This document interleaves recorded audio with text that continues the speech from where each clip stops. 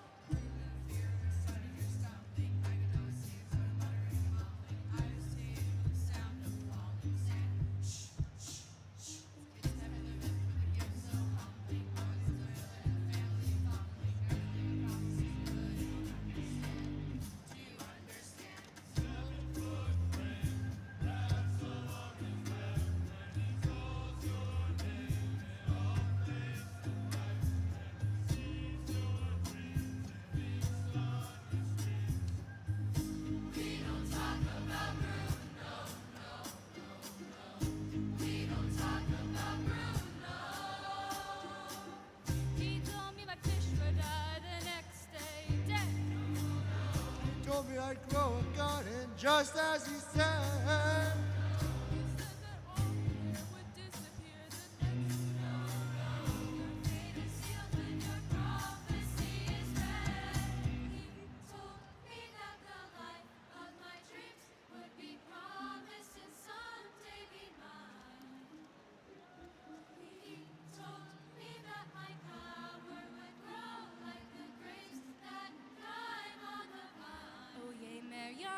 on his way. That the man of my dreams would be just out of reach.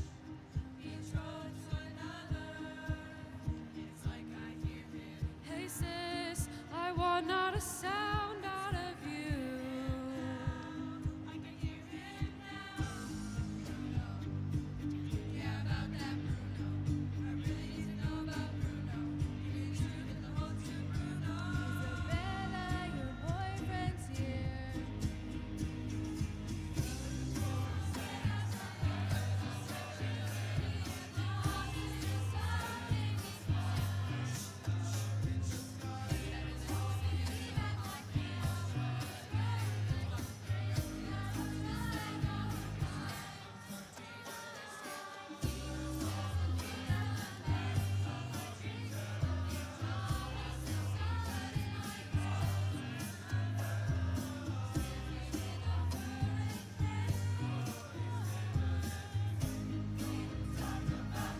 Why did I talk about Bruno? I never should have brought up Bruno.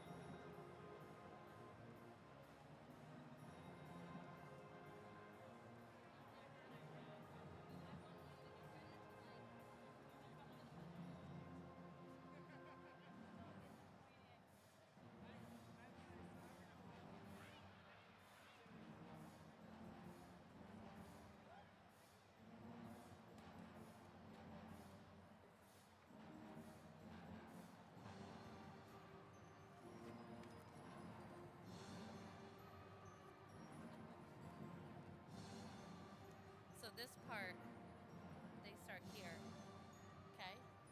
So you can tell them that if they need it, it's up behind the orange tab, and then they can just move this. They're going to come when they'll run up on the stage with their state officer. Leading them. And they just need to listen to the state officer, do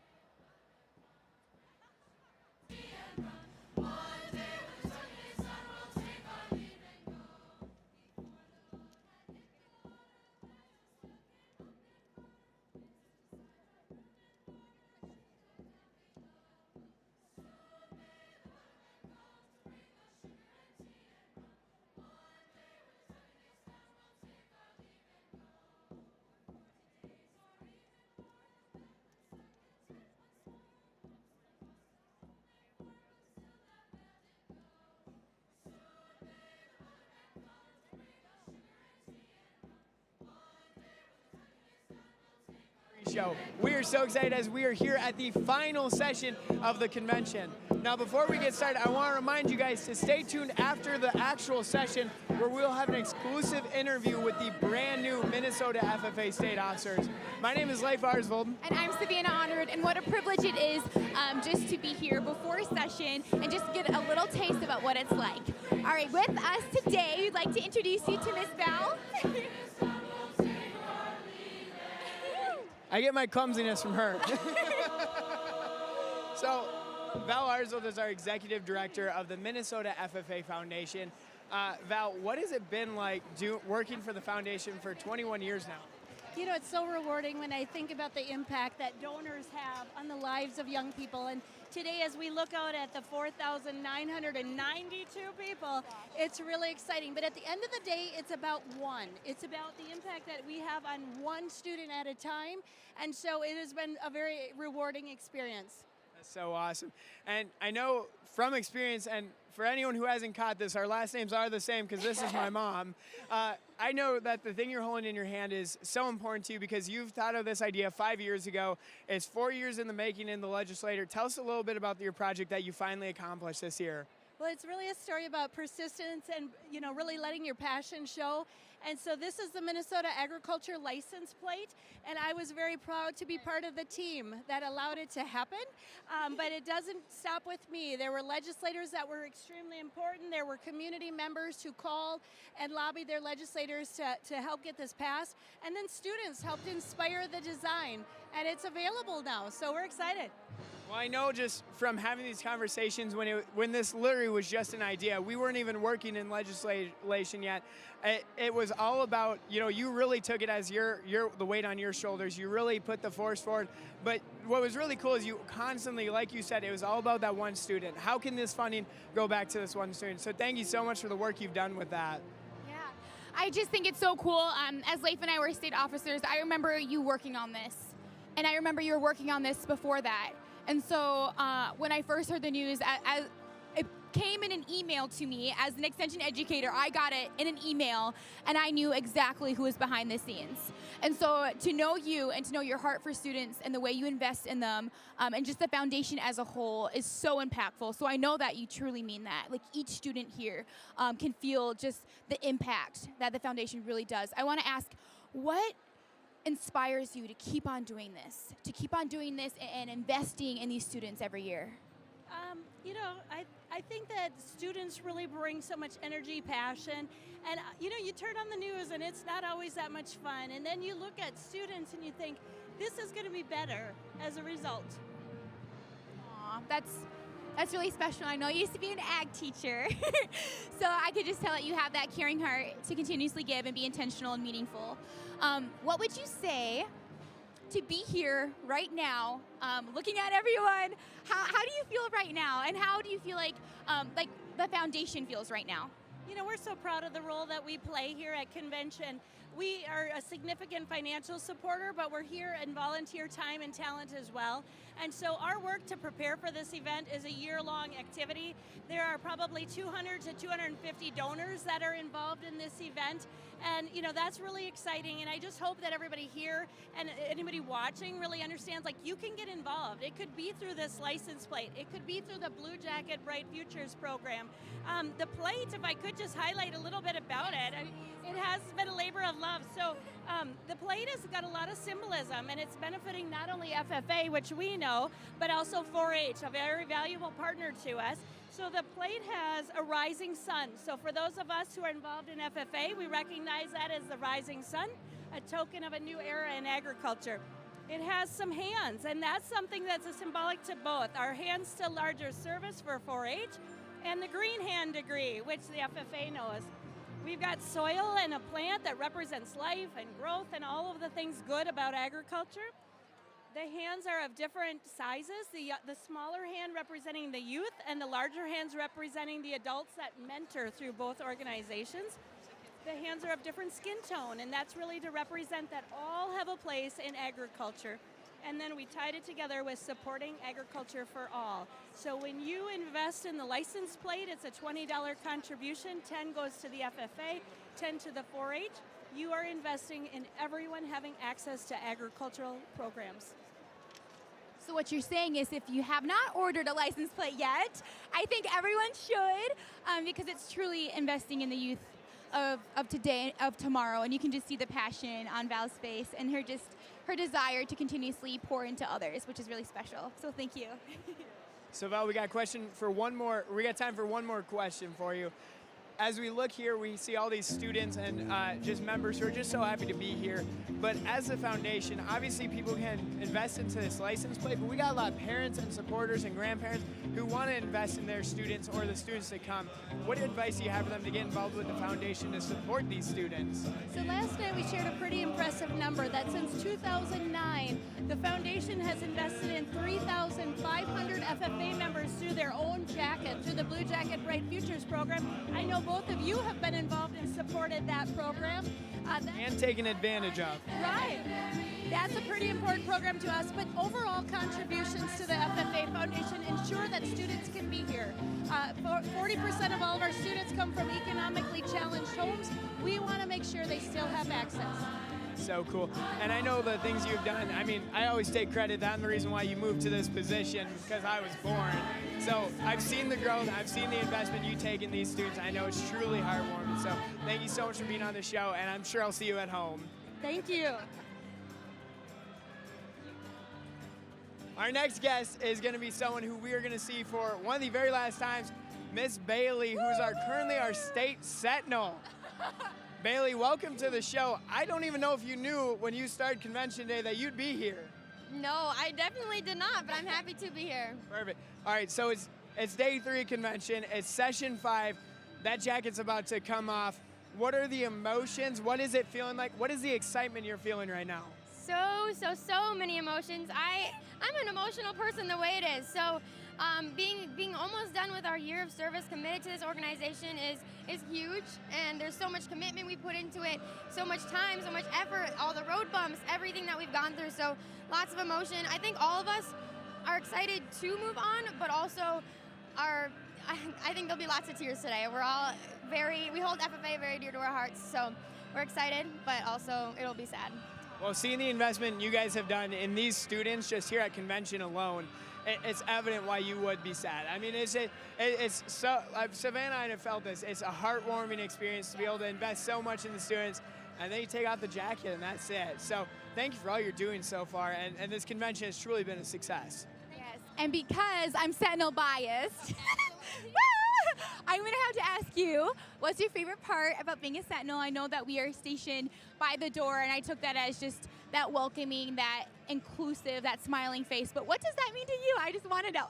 Absolutely. So at first I was excited when I remember looking back into interviews. I said, okay, when I'm in the room with my other candidates, I just need to be as excited as I can and be myself. And so I found myself having good conversations with others, so that was really fun to see. And then when I was elected, I started realizing, like, oh my goodness, it's actually fun to go out and talk to FFA members and figure out where they're from or what their name is. And actually just 2 nights ago, I was told by one of my teammates, oh my goodness, there's so many FFA members in the hallway right now at the hotel. And I jumped up immediately and I said, wait, FFA members, I want to go out and see them. So that, to me, that smiling, welcoming face, and being able to go out there and just talk to members, it's lots of fun. Well, I can certainly tell because you're radiating that intentionality and that spirit of joy. So thank you for that. I want to tie this back into what your RA, tell the title of your RA. My title of my RA was A Place at the Table, and the basis of it, I built my family's kitchen table out of wood and with my dad, and I actually had it here, so it was a bench, one of the benches that I built, and the table, and I brought that back to having a place at the table because my family's a foster family, so we let in brought in, I guess, my little sister Brielle. She was adopted. And I related that to a few different things in my life. When the GSL chapter welcomed me into their school through their lock-in, I had lots of fun and just different ways that we can welcome each other to the table and that we don't lose value when we help others find their own community. That's so neat. I think, yeah, that's so essential just as an FFA member, as a supporter, as a volunteer, as a stakeholder, as a family member, to know that there's always a place at this table for them. So thank you for sharing that. Yeah, and Bailey, like Savannah said, your impact has been so evident here on the state. what comes next for you? How are you going to take it from this lasting impact you've left on Minnesota FFA, bringing the convention back to 3M Mariucci Arena? What comes next for you after today? So after today, I get to head home and enjoy my summer at home after I finish school, of course. But I do have an internship with Heartland Ag Systems in Hutchinson, so I'm very excited for that. And then obviously coming back in the next couple years, next 2 years, to help out with convention. And I am so excited after seeing so many members here come back after our 2 years gone. I'm so excited to come back in the future and see what it's like. So I'm hearing, Savannah, this is our last year. We're not allowed back after 2. Absolutely you are. I think Misty will always take your help. Well, no, but that's really cool. And it sounds like you're going to be truly investing in agriculture for the rest of your life. And so it's nice to see that your impact doesn't stop here. That, Bailey, we've seen you perform. We've seen you with your impact, and it's going to keep moving. Yeah, for sure.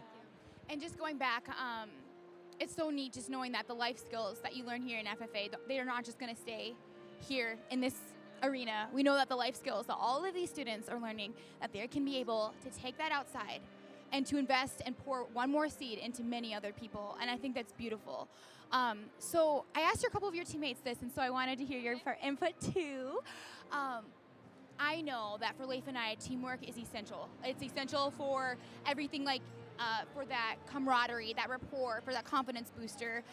What does teamwork mean to you, especially like with your team in the last session now? How do you feel about teamwork?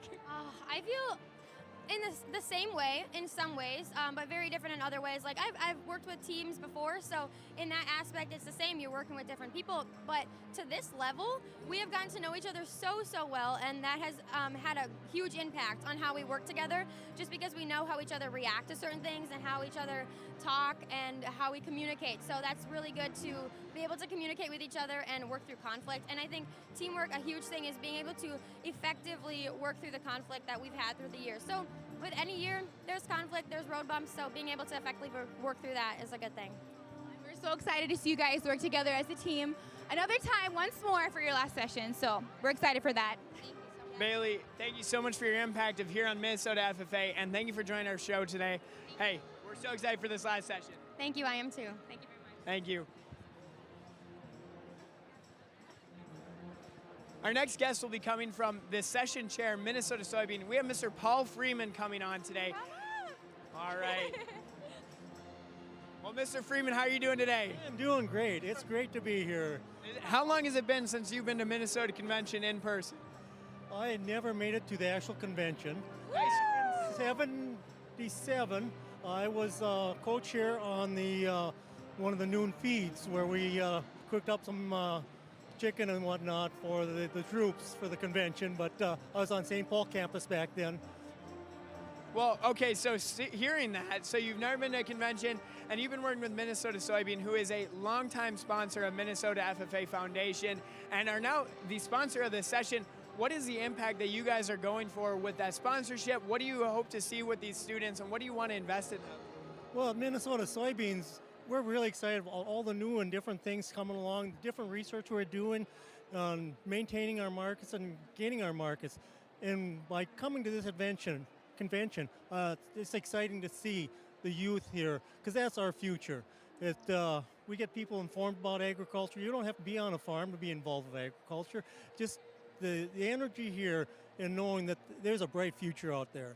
Oh, for sure, and that you show that so well. I know we talked behind stage last session, and you just really shine that, so thank you for being here today. Aww. Were you in FFA growing up?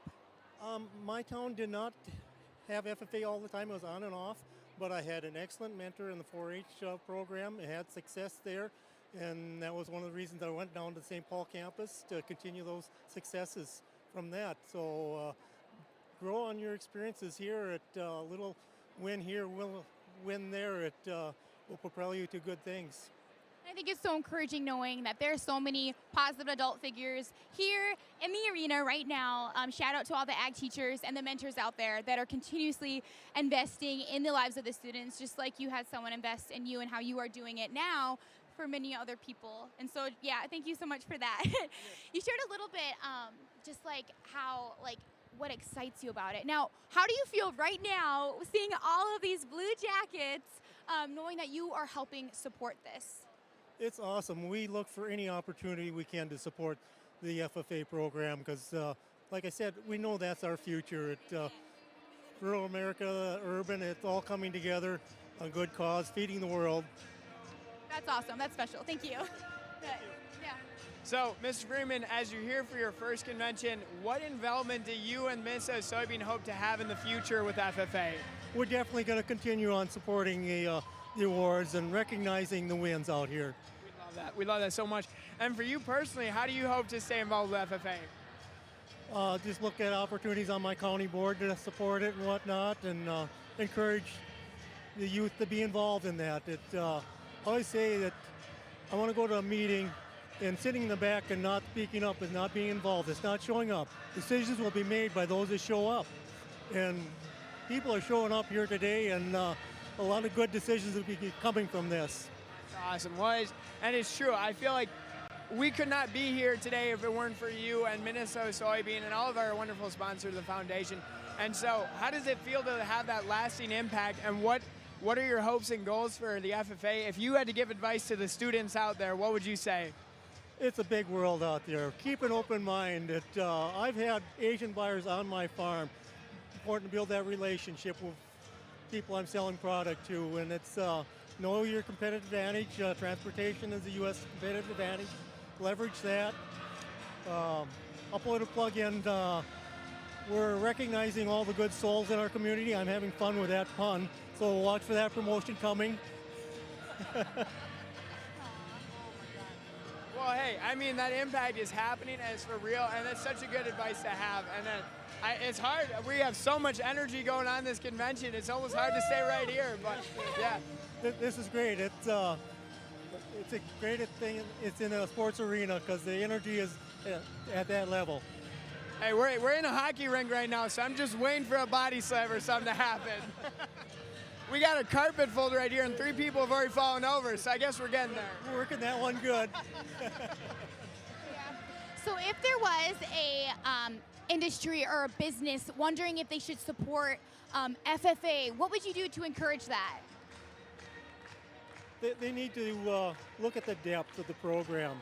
It's not just one thing. When I went to the college, it was cows and cooking they thought it was. But hey, it's a whole gamut of things. I always get Dean Burr, how many students do you have enrolled in agriculture? And he said, oh, Razloff is his number. I said, no, it's twice that number. Because agriculture, we're touching genetics, we're touching the med school, we're touching engineering. It's so in-depth that if an industry wants to look at it, make sure they look at the depth of the program here. Thank you for sharing that. I appreciate it. Well, hey, Mr. Freeman, thank you so much for your support to the FFA and the foundation, and thank you for being on the show. Well, thanks for having me. It's a pleasure. Perfect. Thank you. Our next guest will be Miss Maddie coming up here. Awesome. All All right, so Maddie Harold.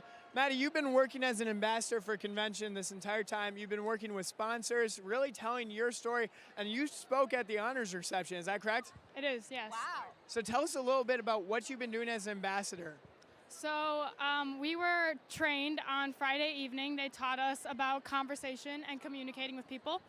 And they asked us to have questions prepared and to really think about what we're going to say to people before we say it, because we're surrounded by sponsors that are encouraging us and supporting us through this entire experience in high school.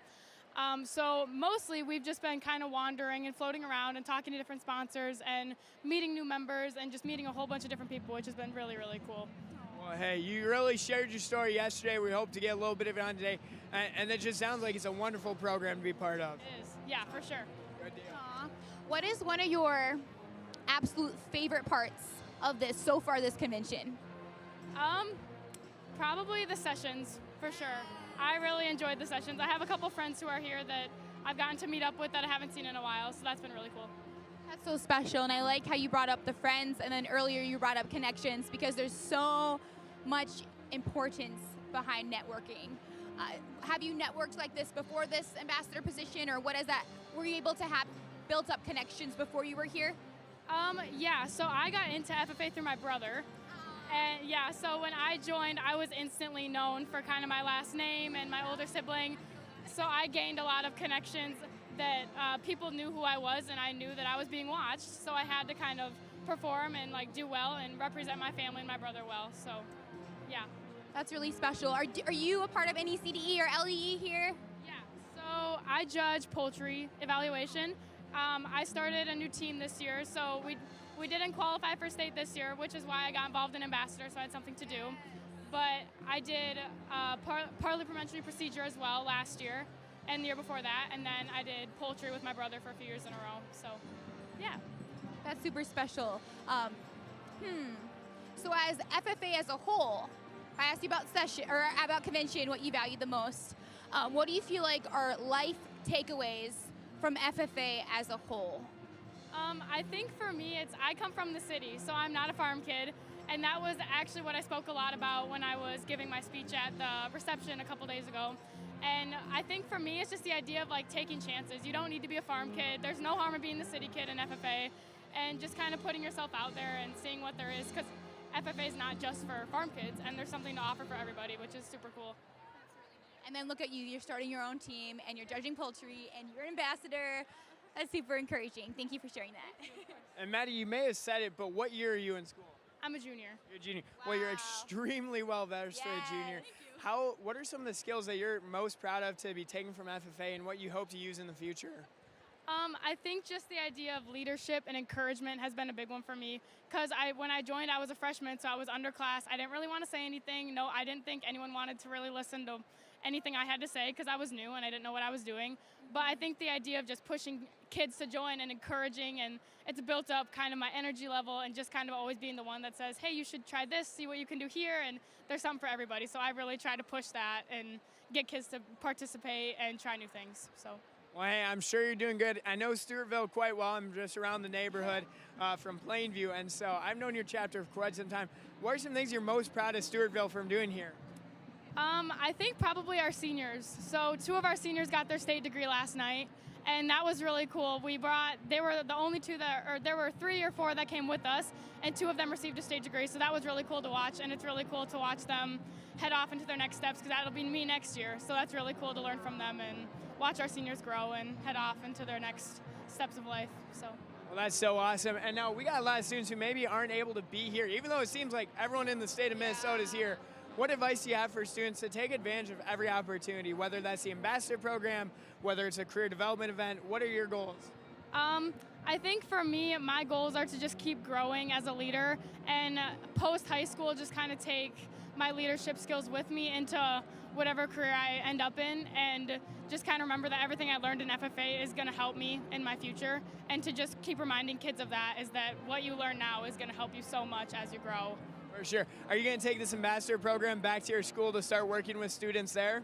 I think I will definitely try, because a lot of people didn't want to come to state because they weren't competing.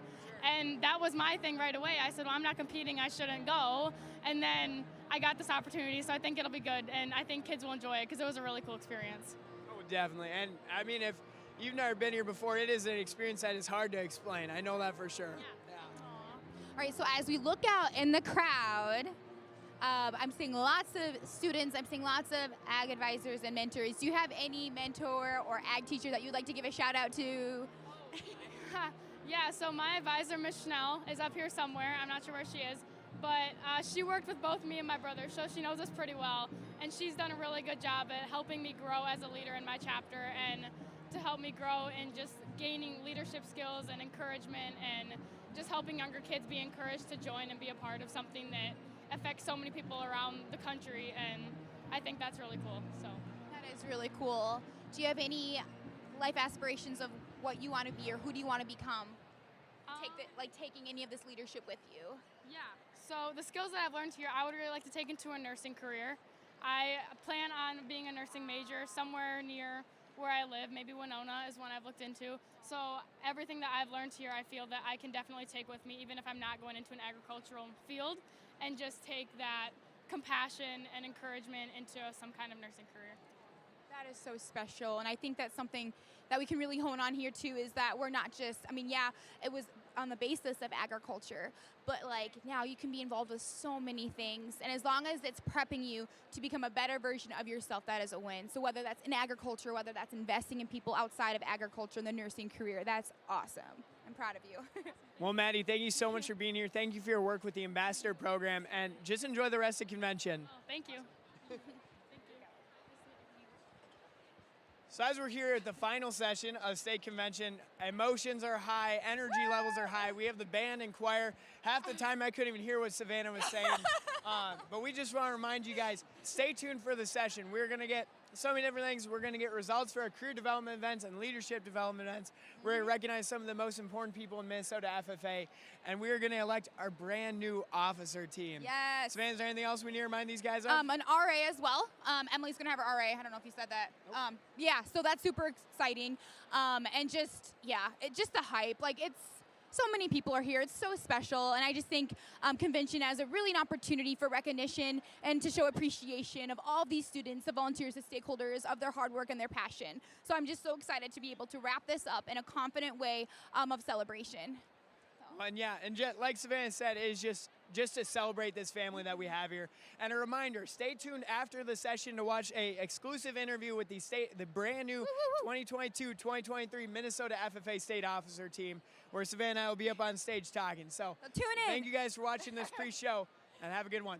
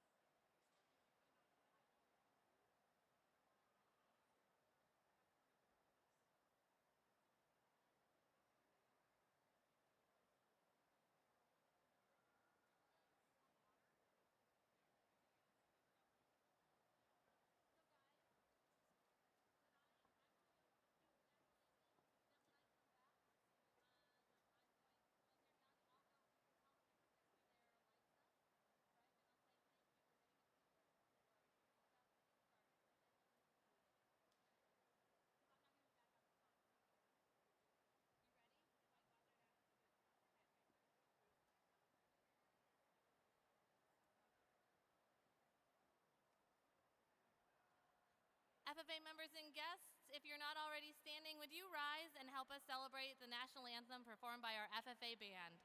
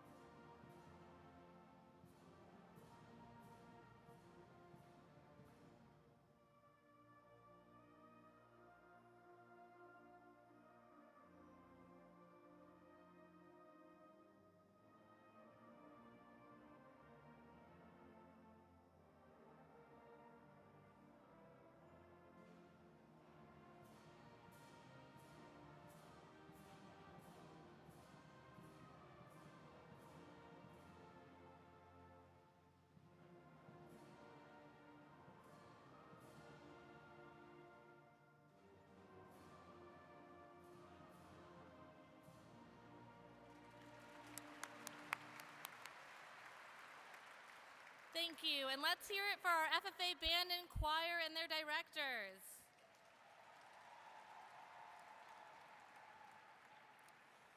Finally, for our last session of the 93rd FFA Convention, will you take out your cell phones and get your lights ready so we can light this arena up as we welcome the state officers one last time? That's right, I see them coming on. I'm going to give you a second.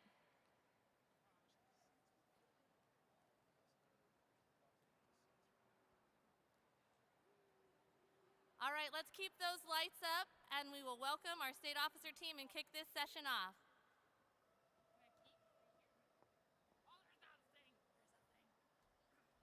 Countdown to session. 10, 9, 8, 7, 6, 5, 4, 3, 2, 1. Every moment this past year has led to this. Welcome to the 93rd Minnesota FFA State Convention.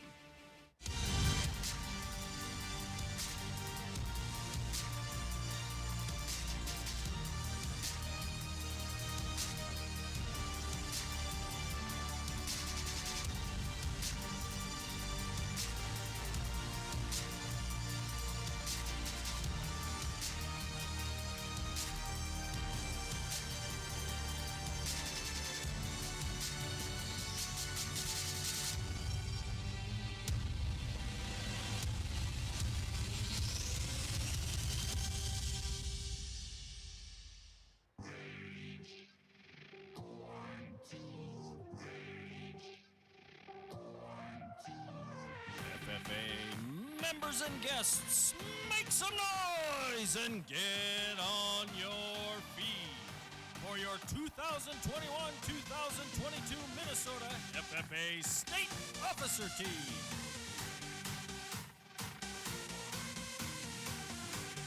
For State Sentinel from the GFW Pioneer Express FFA chapter, Bailey Peterson.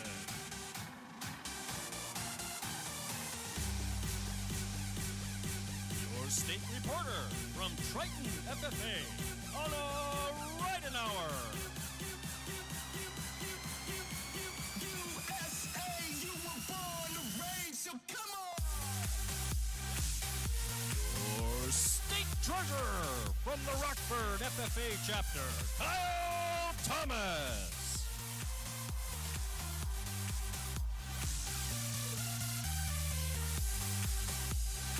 State Secretary from Randolph FFA, Nicole Kozalek. USA, you were born to reign, so come on! Your State Vice President from the Thief Falls FFA chapter, Wyatt Halverson.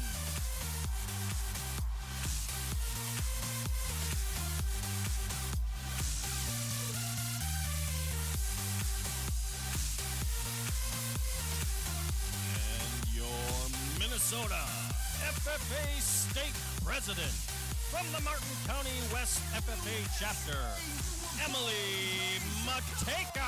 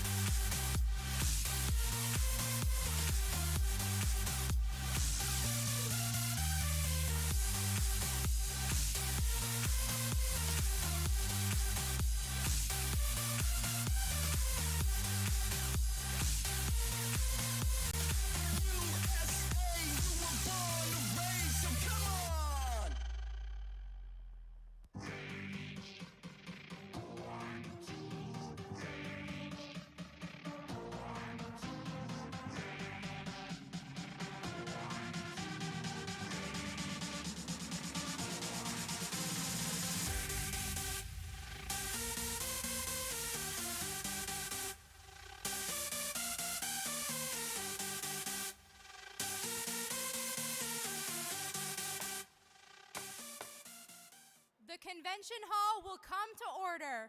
We are now holding the 5th and final general session of the 93rd Minnesota State FFA Convention.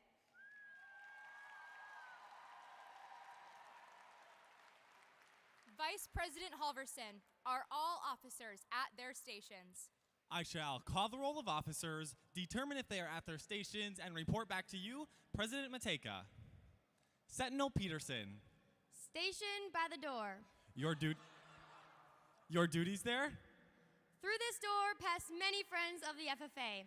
It is my duty to see that the door is open to our friends at all times and that they are welcome. I care for the meeting room and paraphernalia. I strive to keep the room comfortable and assist the president in maintaining order. Reporter Ridenauer. The reporter is stationed by the flag. Why by the flag? As the flag covers the United States of America, so I strive to inform the people in order that every man, woman, and child may know that the FFA is a national organization that reaches from the state of Alaska to the Virgin Islands and Maine to Hawaii. Treasurer Thomas. Stationed at the emblem of Washington. Your duties there? I keep a record of receipts and disbursements just as Washington kept his farm accounts, carefully and accurately. I encourage thrift among the members and strive to build up our financial standings through savings and investments.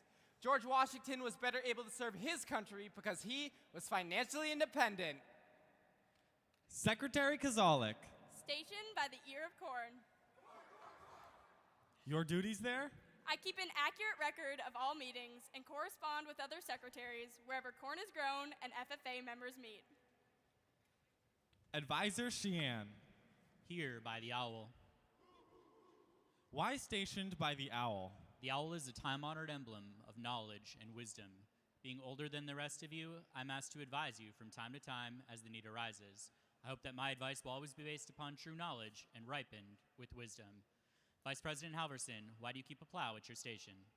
The plow is a symbol of labor and tillage of the soil. Without labor, neither knowledge nor wisdom can accomplish much. My duties require me to assist at all times in directing the work of our organization. I preside over meetings in the absence of our president, whose place is beneath the rising sun. And why is the president so stationed? The rising sun is a token of a new era in agriculture. If we will follow the leadership of our president, we shall be led out of the darkness of selfishness and into the glorious sunlight of brotherhood and cooperation. President Matejka, for the final time, all officers are at their stations. Thank you, Vice President Halverson. The Secretary will now call the roll of members.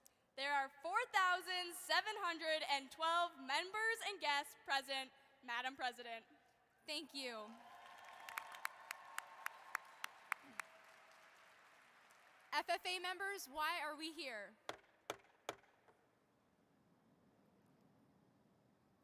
To practice brotherhood, honor agricultural opportunities and responsibilities, and develop those qualities of leadership which an FFA member should possess.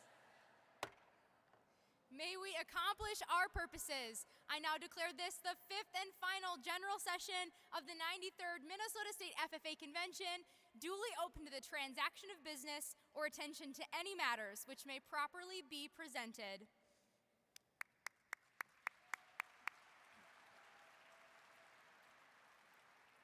Today's session is sponsored by the Minnesota Soybean Council.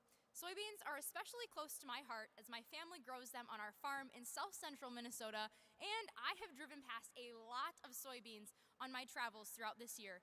Please help welcome a guest on behalf of our sponsor. Thank you. Minnesota Soybeans is very happy to support FFA. We are a forward-thinking group doing research and different things, and being forward-thinking, we know that this group of forward thinkers are our future. It's great that the future looks so bright.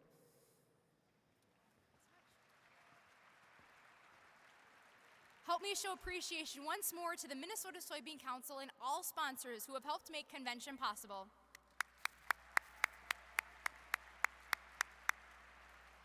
And now it's time to kick off our final session, and let's meet our session chairs. Please welcome your Session 5 chairs, Nicole Kozalik and Kyle Thomas.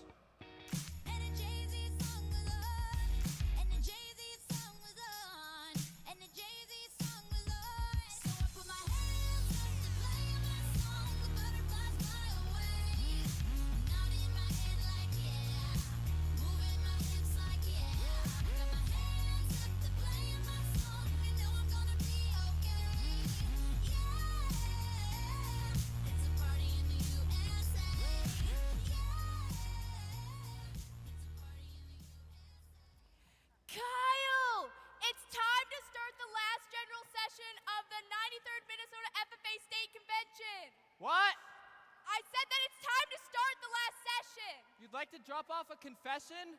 I don't think this is the time or place, but I'm here for it. No. I'm trying to tell you that I'm excited to see what's happening in this session. Something you ate gave you indigestion? I mean, we kind of ate the same thing backstage, but I feel fine. Wait, don't get too close. No. I'm trying to tell you that it's time for the last general session of the 93rd Minnesota FFA State Convention. What were you listening to anyway, Kyle?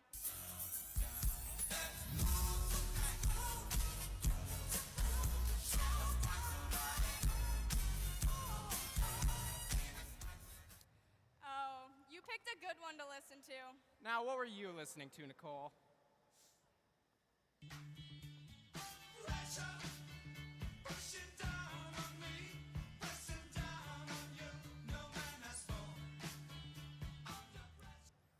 Oof, that song definitely tells the story of the past few weeks. You know, music really has a way of communicating a lot of shared experiences and speaking right to our souls. Sing along if you know these next songs. I fell into a burning ring of fire. I went down, down, down, and the flames went higher. Just a small town girl living in a lonely world. She took the midnight train going anywhere. Sweet Caroline, good times never seem so good. Music creates a soundtrack for our lives. It brings us all together to feel like one, just like how these Blue Jackets brought us together the last 3 days. For many, music is a key part of those memorable moments where we are truly thriving. A great song isn't just something we recognize, however. It's something that summons a feeling, a memory, a moment.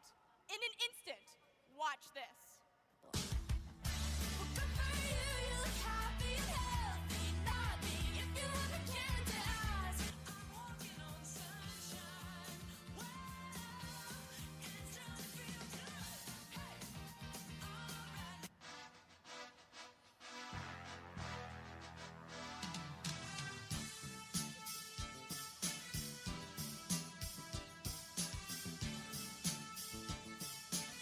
And I'm proud to be an American. Come on, dance with me. I'm levitating. All by myself. Don't wanna be all by myself anymore. Kyle, are you okay? Nicole, how could you do that to me? We still have a session to host, and it's going to be a good one. Throughout this final session, we will recognize our final group of career development event winners, hear from our state advisor, Dr. Zane Sheehan, greet the premier chapters of Minnesota, meet our new region presidents, be inspired by the retiring address of our state president, Emily Matejka, and finally, cap off convention by hearing the nominated committee report of the 2022-2023 Minnesota FFA State Officer Team.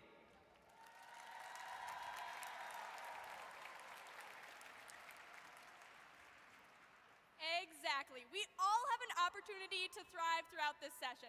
So get ready to tap your toes and sing along as we push play on this session's playlist.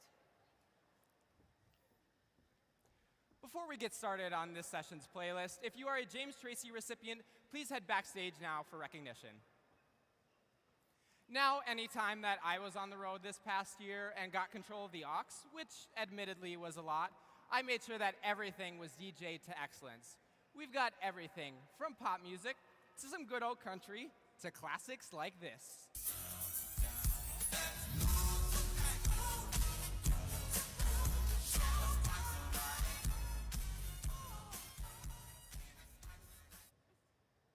What it was supposed to be was...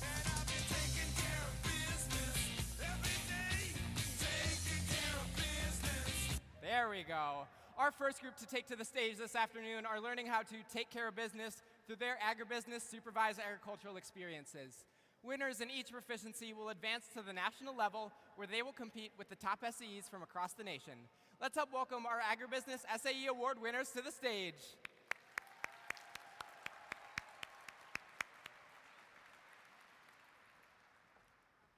Proficiency Award winners in agricultural business systems have built projects that bridge the gap between producers and consumers. They add value, provide services, connect our communities, and tell the story of agriculture. Agricultural communications programs include working at a newspaper, radio or TV station, in fair media rooms, or other businesses requiring speaking skills and knowledge of agriculture. In 2022, our sponsor is The Farmer, and our winners are: in second place, Samantha Mosier, Hills Beaver Creek FFA. In first place, Morgan Hoffman, Sleepy Eye FFA.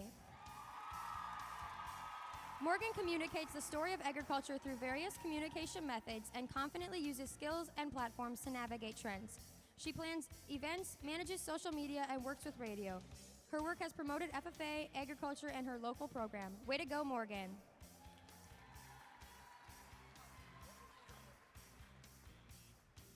Agricultural education proficiency winners mentor youth, work as agricultural education department assistants, develop educational materials, and make presentations to youth and community organizations. Sponsored by the Jim Ertl Fund, this year's top students are: in third place, Eric Gunderson, Grand Rapids FFA. In second place, Libby Salentine, Crookston FFA. And in first place, Ella Furr, Redwood Valley FFA. Ella creates agricultural learning opportunities for students ranging from elementary school to adults. She leads her school's partners in active learning support, teaches horticulture classes, and runs agricultural education events for the community. She creates lesson plans, organizes people and logistics, and makes sure people in her community have plenty of opportunities to learn about agriculture. Congratulations, Ella.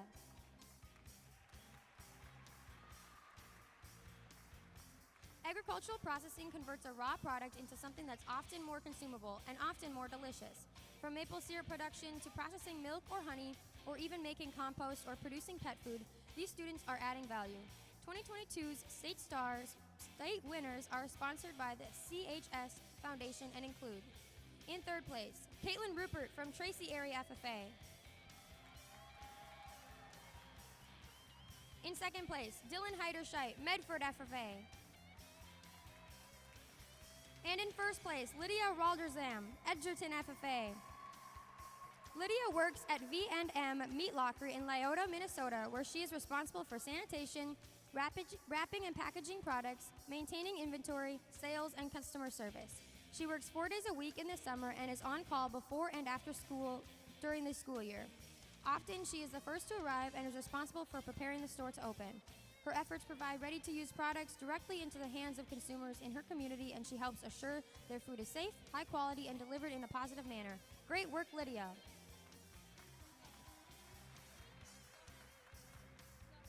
Agricultural sales entrepreneurship is an award area that recognizes students who own a business selling or marketing agricultural products such as feed, structures, or processed agricultural commodities. 2022's award area is sponsored by Bremer Bank. In second place, Lainey Brandt, Sibley East FFA. In first place goes to Jana Johnson from Mankato FFA.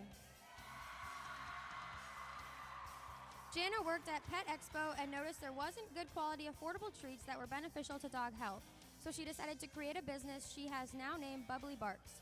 Now she makes and provides customers with an online experience, allowing them to identify ingredients they want featured in the treats, and even provides an enrichment mats for the treats that help with dog brain health. With a website, budgeting, marketing, and decision-making about profits, Jana truly is deserving of the state title. Congratulations.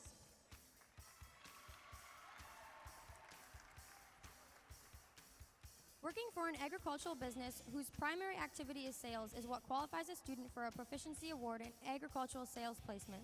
Sponsored by Peterson Farm Seed, our top students are: in third place, Kaylin McNabb, Huron Lake Okabena FFA. In second place, Madeline Coep, Huron Lake Okabena FFA. And in first place, Matthew Shell, Lewiston Altura FFA. Our state winner works at Calfstar LLC, where he manages inventory, assembles equipment and machinery bases for sale, packs the trailer for sales calls, and oversees the preparation of product orders for shipping and delivery. He's helped to design labels and prioritizes client interactions to assure the business is successful. Great work, Matthew.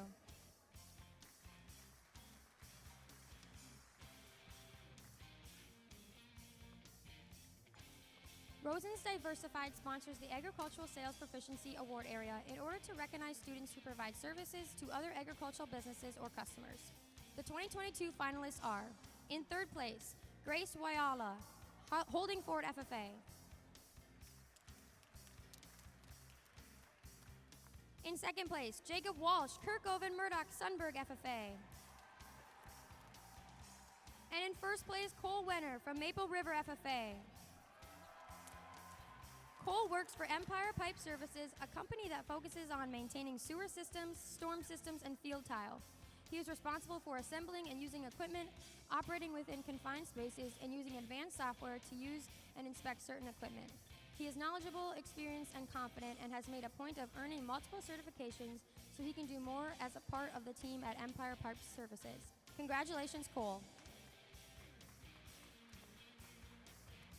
New in 2022, the Minnesota-only Food Service Proficiency Award is sponsored by McDonald's and provides recognition for students whose work focuses on serving customers or clients, developing food safety competencies, and serving as a link between producers and consumers in the world of food service.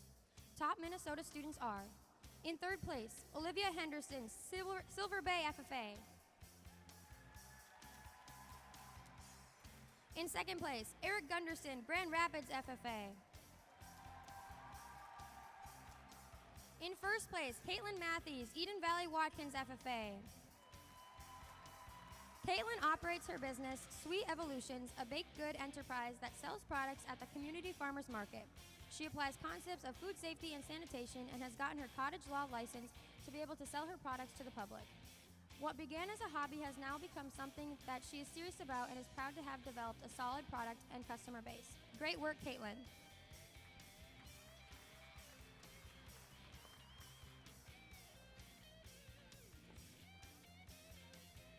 Service Learning is sponsored by the Minnesota Biofuels Association and recognizes students researching agriculturally related needs, responding with plans, and delivering solutions for their communities. 2022 Service Learning winners are, in second place, Wyern Jurek, Rochester FFA.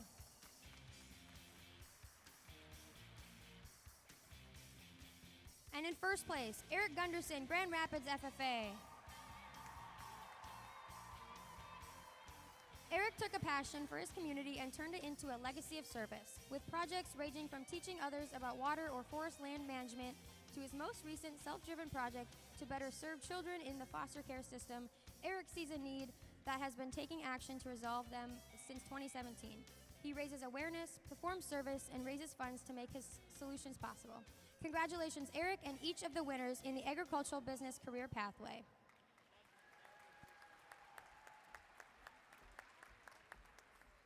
Congratulations to the Agribusiness Proficiency Award winners. Your work is truly inspiring. I hope after these awesome accomplishments, you feel like blasting this song at max volume. Hey, look, Ma, I made it. Hey, look, Ma, I made it.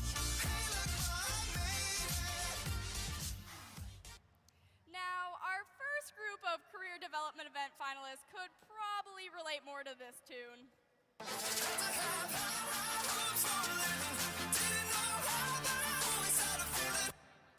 That makes me excited too. Let's welcome our career and leadership development event chairs to the podium to share the results in ag mechanics, dairy evaluation, dairy handlers, and floriculture.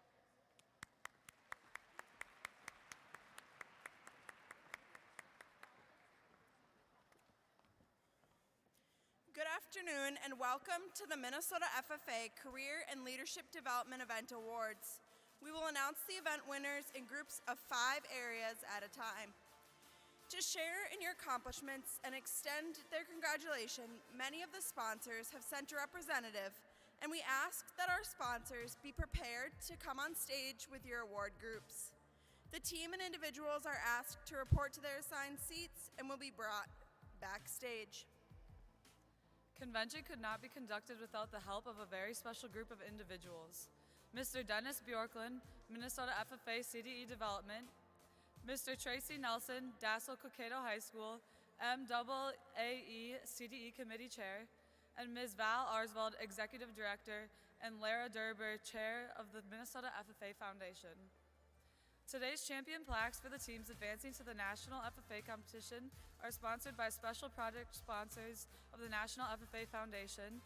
Champion, first runner-up, and second runner-up plaques are provided by the Minnesota FFA Foundation. Minnesota FFA Foundation board members will assist the sponsors in presenting the awards. Let's begin.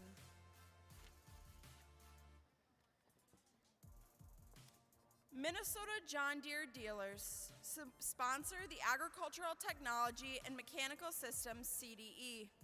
These sponsors include Minnesota John Deere dealerships, Kibble Equipment, Midwest Machinery, and St. Paul Pipefitter Union, Local 455. Faculty chairs include Randy Barca, Bruce White, Eric Hoff, and Lee Thompson, with teacher chair of Neil Pearson. Our third place individual is Joseph Moore from Jackson County Central FFA.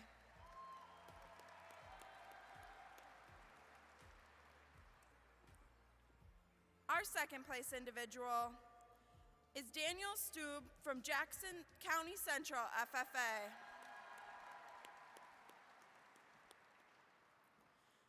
And our high individual is Zachary Rasmussen of Jackson County Central FFA.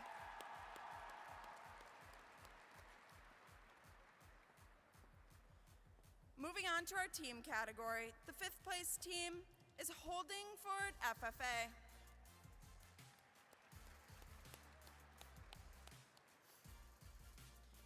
In fourth place is Austin FFA.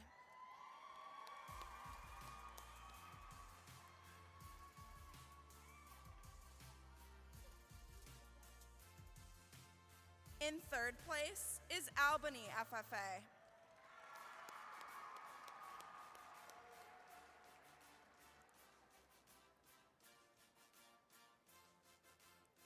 The second place team is Wilmar FFA.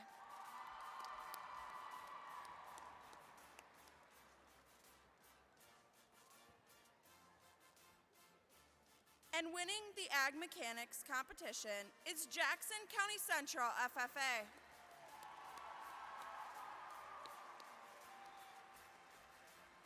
Congratulations to our winners of the Agricultural Technology and Mechanical Systems CDE.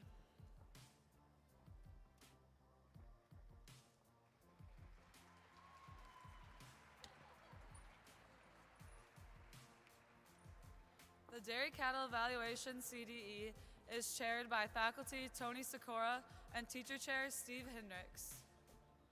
AMPI is the Minnesota FFA Foundation sponsor.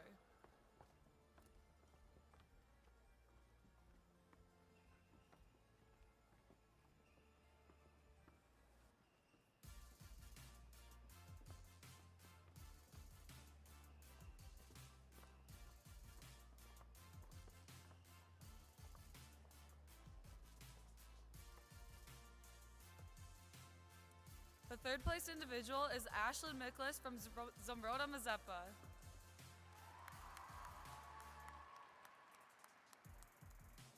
The second place individual is Calvin Benrud from Goodhue FFA.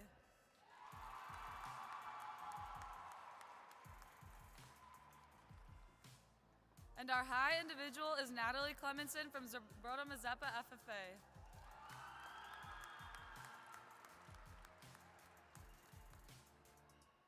The fifth place team is Pine Island FFA.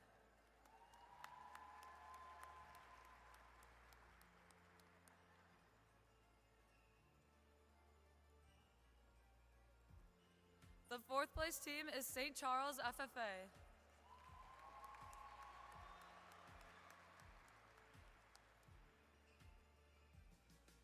Third place team is Kenyon Wanamingo FFA.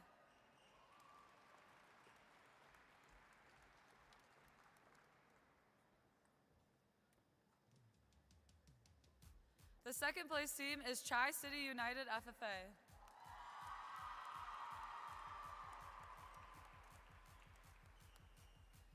And the winning dairy cattle evaluation team is Zambroda Mazeppa FFA.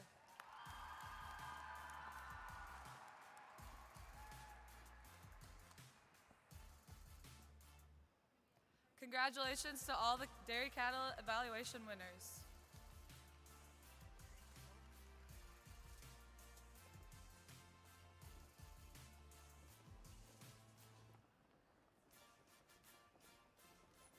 The Dairy Handler event is sponsored by the Midwest Dairy Association. Faculty chair includes Tony Sikora and teacher chair is Steve Heinrich. Third place dairy showman is Calvin Benning from Sibley East FFA chapter.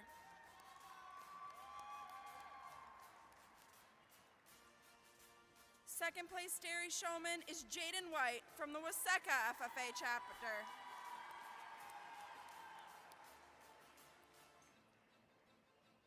And the winner of Dairy Showmanship event is Brooke Bauer from the Hayfield FFA chapter.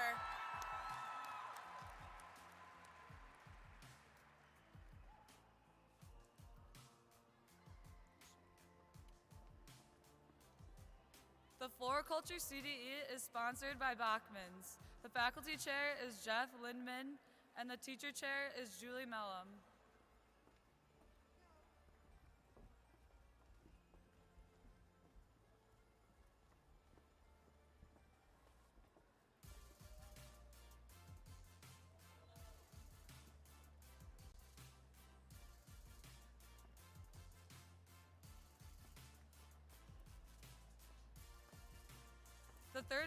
The third place individual is Julian Hadajah from Managa FFA.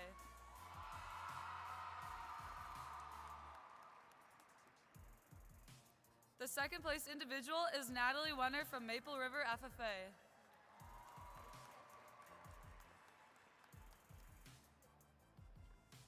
And our high individual is Noah Luthai from Hancock FFA.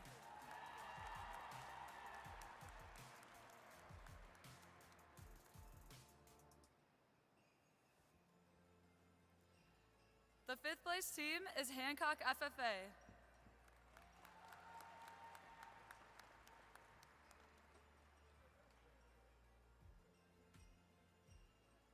The fourth place team is Mountain Lake FFA.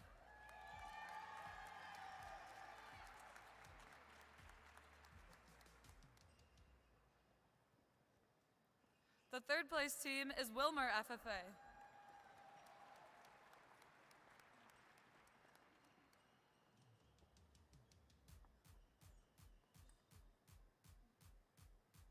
The second place team is Managa FFA.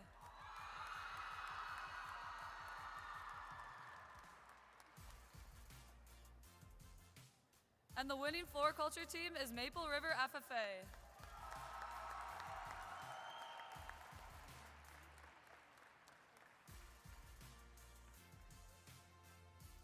Congratulations to all our floriculture award winners.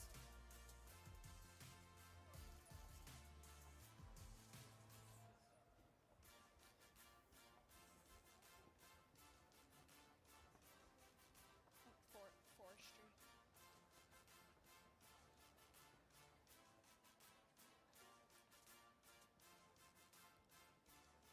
The Forestry CDE is sponsored in part by the Department of Forest Resources at the University of Minnesota.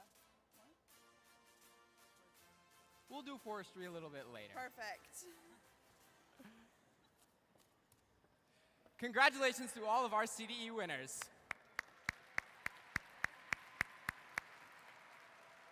For artists to get their name to the top of the charts on music streaming services such as Apple Music or Spotify, they have to have a talent that captures the attention of any audience.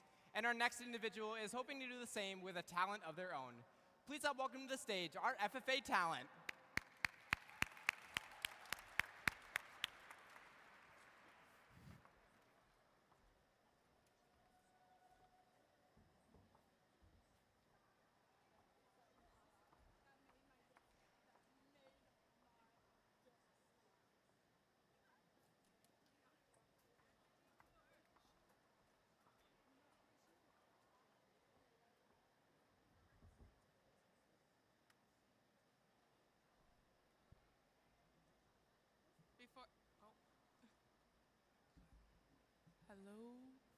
Good? All right. Before I begin, I'd like to say thank you. This is like a dream. Thanks, Mom, Dad. And I'm Chrissy from Region 8. I forgot to say that. And I'll be singing a song I wrote called More Than Friends.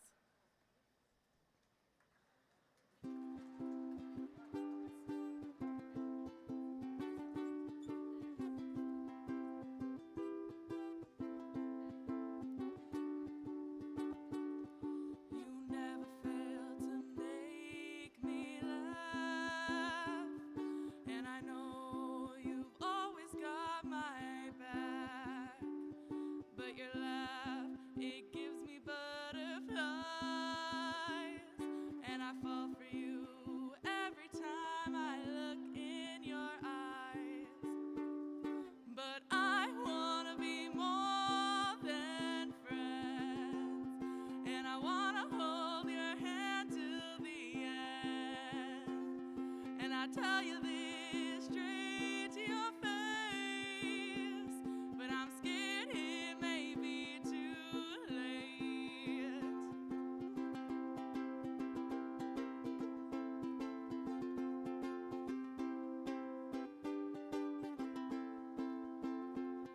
But I'll be your friend first, through better or for the worst.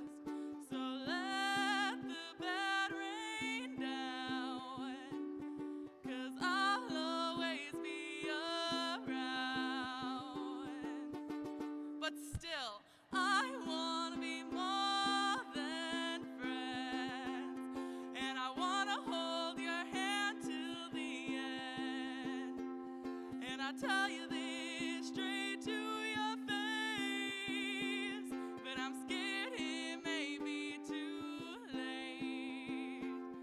And if you'd see my crush, through how you make me blush, you know in an instance the truth, and that's I'm in love with you.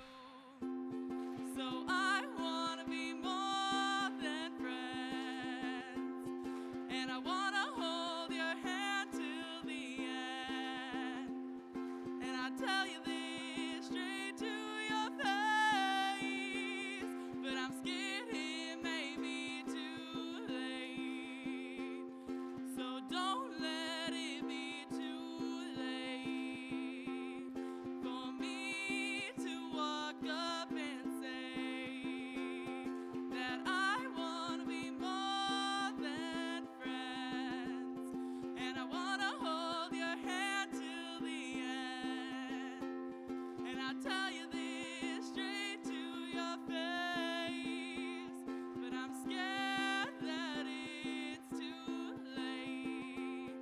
So don't let it be too late for me to walk up and say, hey, thank you.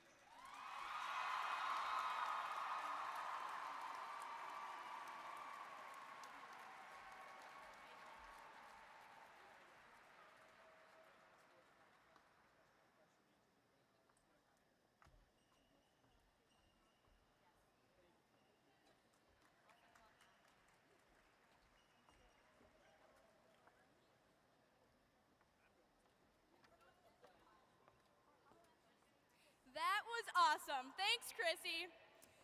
You know that perfect song that just gets everyone tapping their toes over a shared sense of pride? But it's hard to find that perfect song for that perfect moment. Or is it? But I'm proud to say I'm a God-fearing, hard-working combine driver, hogging up the road on my flower, chugging like a lug at 5 miles an hour on my international harvester. Craig Morgan does seem to capture that feeling pretty well. And when it comes to the sponsors of FFA, our friends at the Minnesota FFA Foundation know how to capture generosity and transform it into opportunity. And trust me, as a college student, there's nothing like generosity that makes opportunity just a little more possible. To celebrate our FFA scholarship recipients, please welcome to the stage our foundation staff, Amanda Summers and Val Arsvold.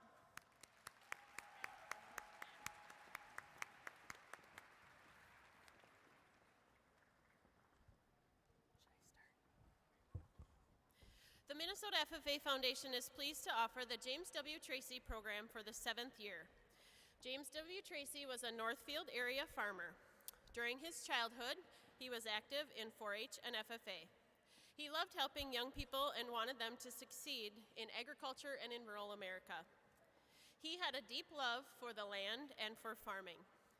He farmed his land until he lost his battle with illness in 2014. But Tracy's story doesn't end there. His desire to support young youth in agriculture led him to donate his farm to an organization that he admired the most, the FFA. The Minnesota FFA Foundation is pleased to bring life to James W. Tracy's dream of providing scholarships to youth involved in agriculture.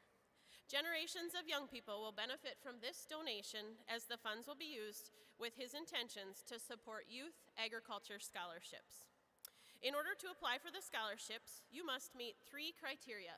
You must be a resident of Minnesota, plan to enroll or currently enrolled in an accredited post-secondary school in the U.S., and plan to pursue an academic major in agriculture or animal husbandry. This year, we are pleased to have been able to award 35 students with the James W. Tracy Scholarship. We are truly grateful to honor Mr. Tracy's wishes and support students pursuing their dreams and studying agriculture. Today, we are proud to honor the following students who are recipients of this year's scholarship. Leif Arsvold attended Plainview High School and now currently attending Southwest Minnesota State University majoring in agronomy.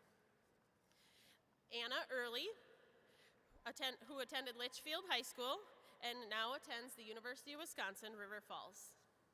Mackenzie Alberts will be graduating from Pine Island High School and will be attending South Dakota State University this fall. Heidi Hoffman attended New Ulm Cathedral High School and now attends the University of Minnesota Twin Cities campus. Calden Hooper, who will be graduating from United South Central High School and will attend the North Area Iowa Community College for ag production. Katie Ketchum from the Lewiston Area High School. She will graduate this spring and will attend the University of Wisconsin River Falls majoring in ag education.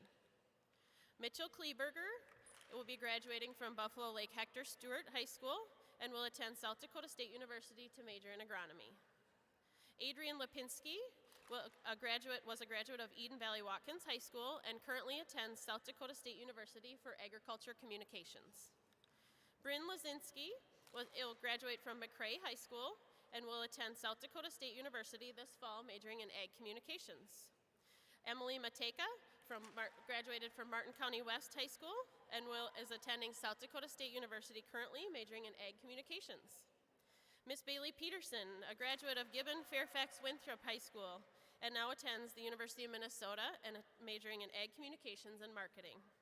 Nadia Phillips, a graduate of Mankato East High School and attending University of Minnesota for plant science with a horticulture minor. Kane Purdy will graduate from Alden Conger High School and will attend Blackhawk College majoring in agribusiness management. Katrina Quick will graduate from Ada Borup West High School this spring and will attend NDSCS for agriculture. Megan Ratke was a graduate of Ricori High School and is attending the University of Minnesota Twin Cities majoring in animal science.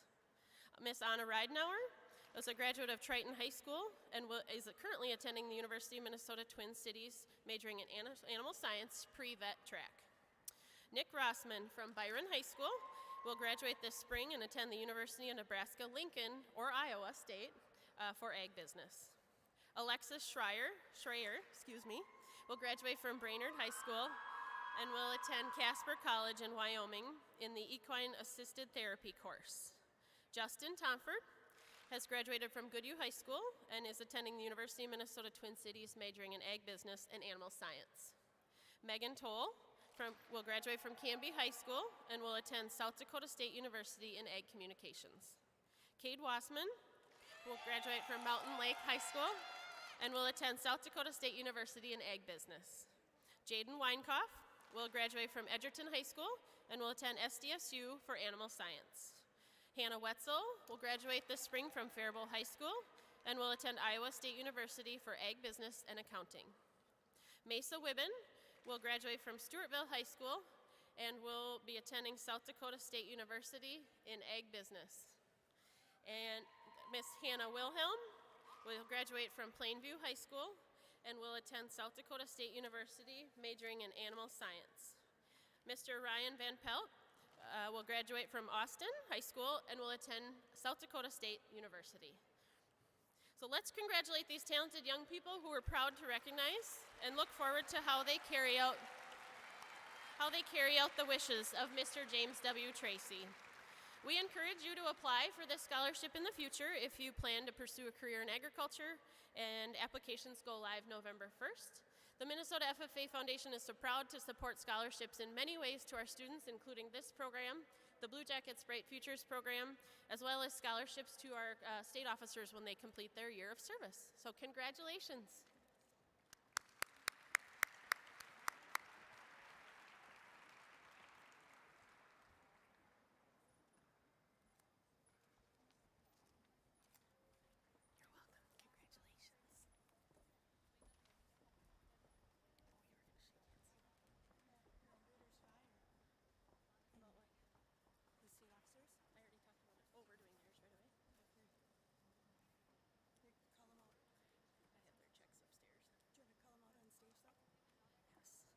We would like to welcome our 2021-2022 Minnesota State FFA officers to the stage at this time.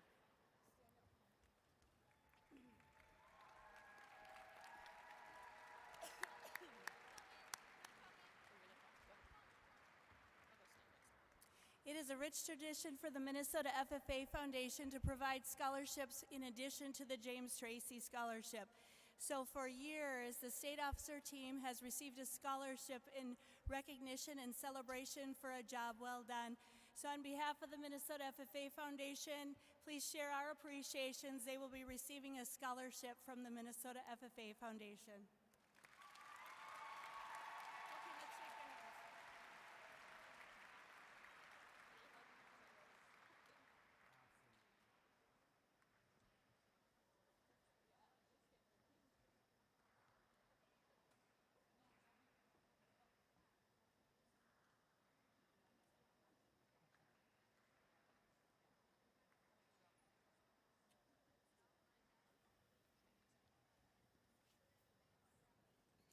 Val and Amanda, thank you for all of the hard work that you do to continue the support of FFA members from across the state.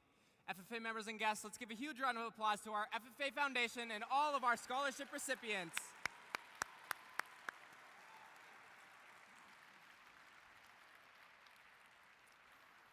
Now, anytime that I need to be my best self for a CDE competition, an interview, or just a trip to Crumble Cookies, my go-to soundtrack is my Getting Ready playlist, and it sounds a little like this.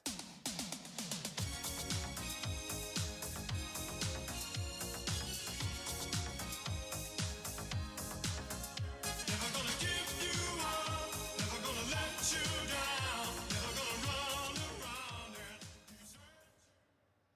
Never gonna give you up, never gonna let you down.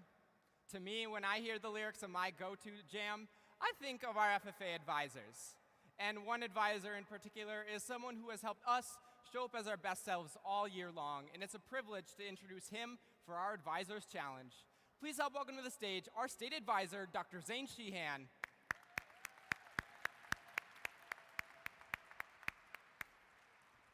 Hello, FFA members. Man, look at this. Look at this convention. Isn't it awesome? You know, I started in this role 3 years ago and immediately canceled everything. So it's really great to be back here in person. We've got almost 5,000 members here, or 5,000 members, teachers, and guests here at this event. Full stadium here today. I'm just really proud of everyone. Thank you all for the great work that you've done here this week. Before we get going, I want to give a special shout out. If you helped to put this event on in any way, whether you were staff, you ran a CDE event, you're a teacher here supervising students, please stand up. Anyone who helped make this event possible. Thank you.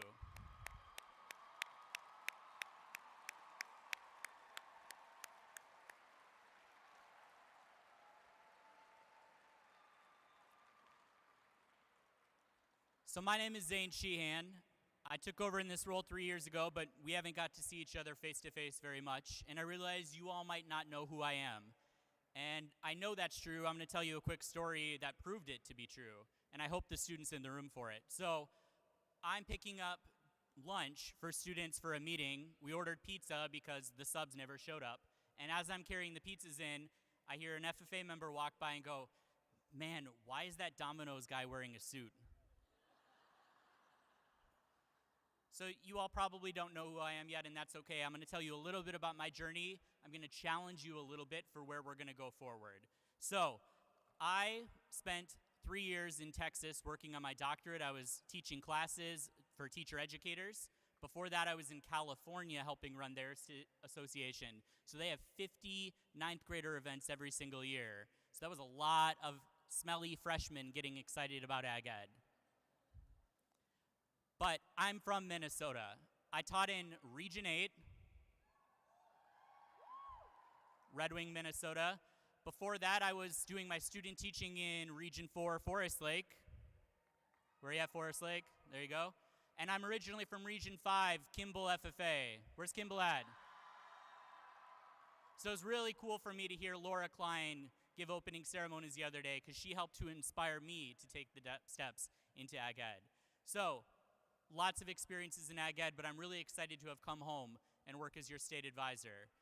Now, I've spent a lot of time thinking about the local level lately because this is great, but I think what matters most is the local chapter. And so I want to tell you a little bit about my experiences. Now, when I was in high school in Kimball, I wasn't necessarily on a great path in life. I want to be real with you here for a second. I had just gotten expelled from Annandale Middle School because I was a troublemaker. I didn't have any friends at the school, and I couldn't make it through a full day of classes without getting kicked out of class. In 9th grade at my school, they forced us to take a rotation between ag, industrial tech, family consumer sciences, and business. And then my homeroom teacher was my ag teacher, Mr. Sean Meyer. And he thought it was a good idea to have FFA meetings during homeroom advisory period instead of doing the stuff we were supposed to do. So my options were to either sit through FFA meetings or go in the hallway. So I sat through FFA meetings. And tell me if this relates to anything that any of you have gone through. Mr. Meyer said, "Sheehan," and still troublemaker, not really on a good path in life. He goes, "Sheehan, do you like fishing?" And I said, "No, that's dumb." And he goes, "Do you like hunting?" And I said, "No, that's dumber." And he goes, "Perfect, you're doing the Fish and Wildlife event." Has anyone in here ever been tricked into going to an FFA event by your teacher? Right? So before I knew it, I'm participating in Fish and Wildlife events.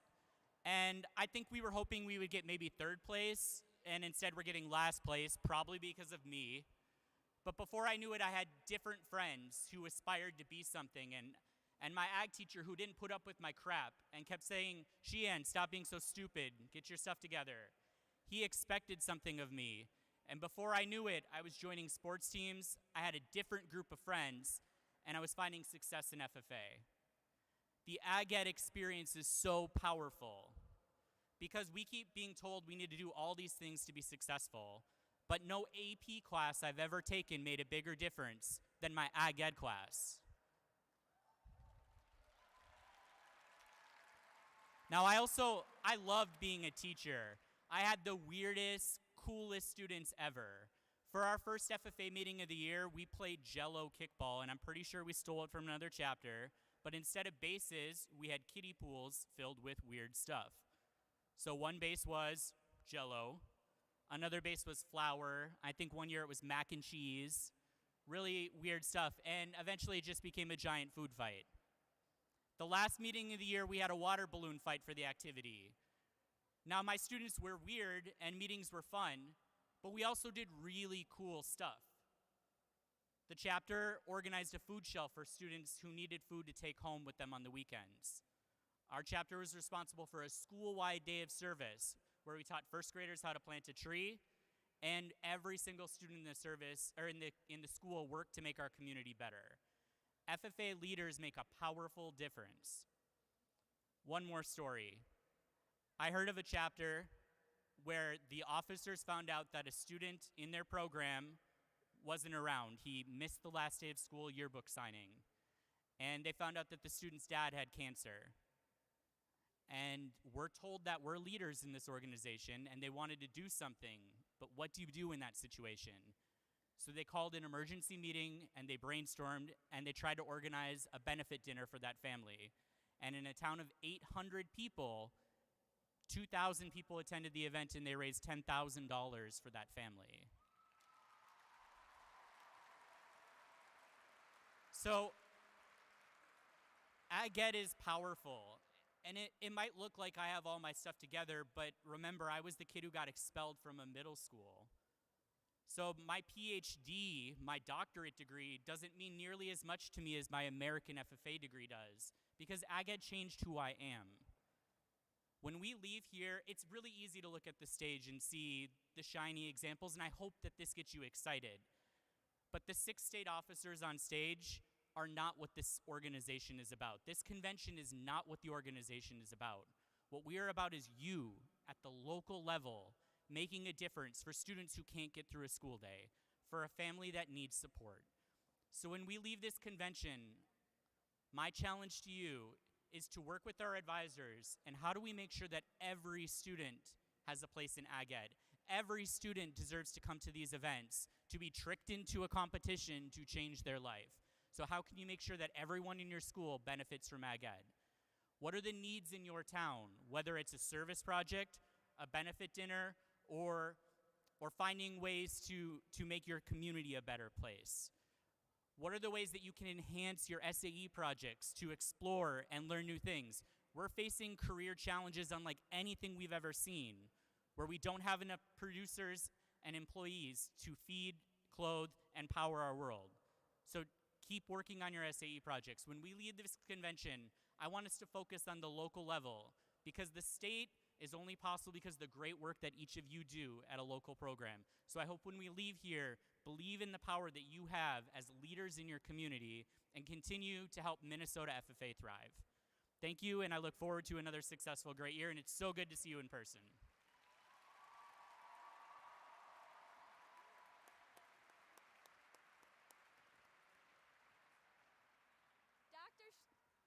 Dr. Sheehan, your passion for our organization and your vision for the future is inspiring. It's because of advisors like you that we are able to carry on the traditions of our organization. FFA members and guests, let's take a moment to give Dr. Sheehan and all advisors a huge round of applause.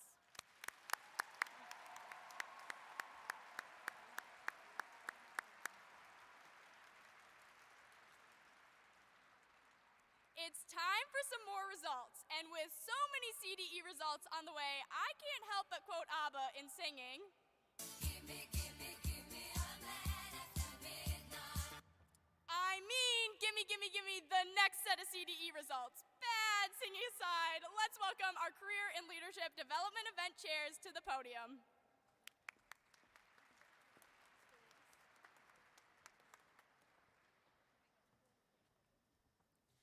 Now for the Forestry CDE. It is sponsored in part by the Department of Forest Resources at the University of Minnesota.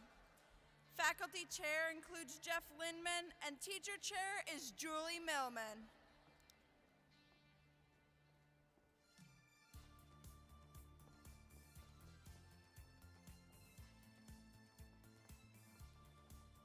The third place individual is Allison Offerdale of Park Rapids FFA.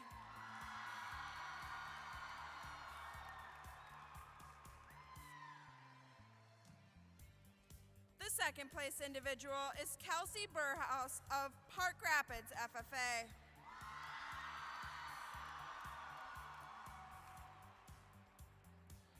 And our high individual is Alfred Neckes of Grand Rapids FFA.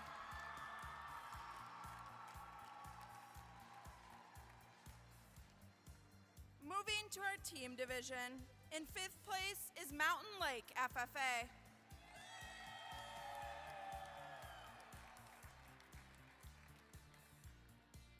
In 4th place, Sabika FFA.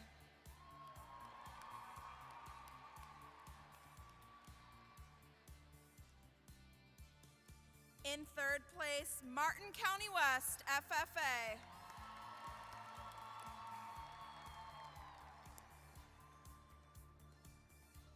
In 2nd place, Grand Rapids FFA.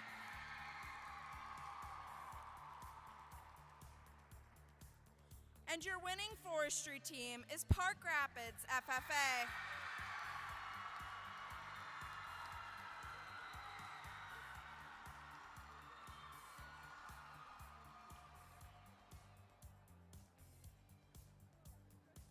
Congratulations to all of our forestry CDE participants.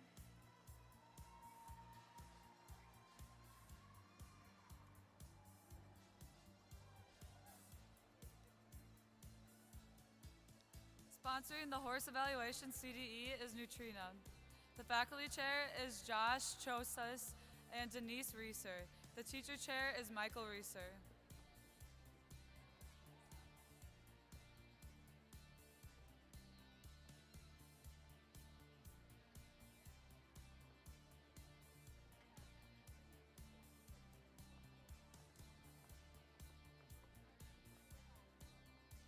The 3rd place individual is Kayla Gay from Malacca FFA.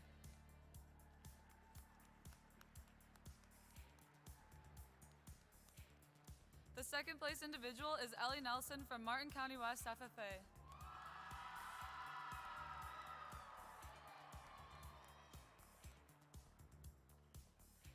Our high individual is Farron Bebu from Buffalo FFA.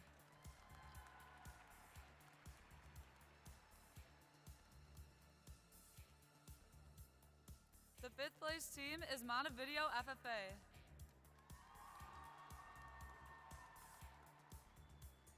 Fourth place team is Grand Rapids FFA.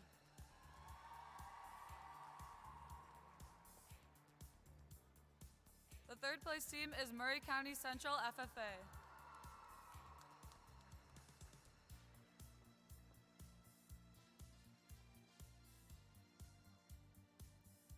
The 2nd place team is Albany FFA.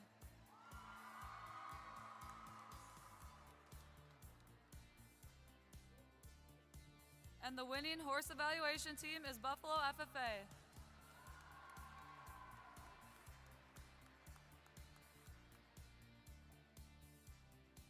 Congratulations to our horse evaluation individuals.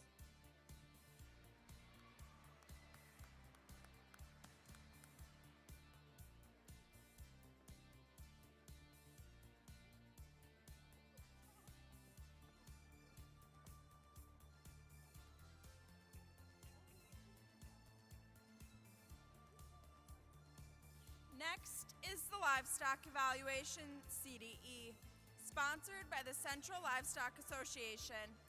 Faculty chair was Kyle Roseboom, with teacher chairs being Ryan Steele, Brad Hargirth, and Sean Erickson.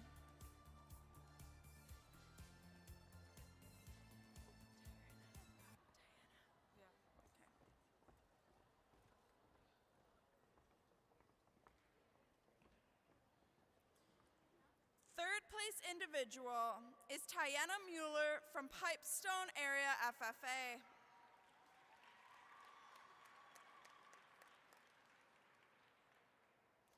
Second place individual is Wyatt Herman from Randolph FFA. And our high individual is Matt Weber from Russell Tyler Ruthon FFA.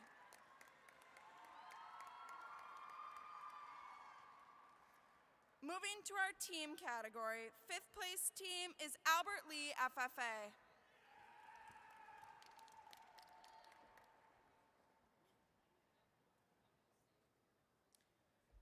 Fourth place team is Alden Conger FFA.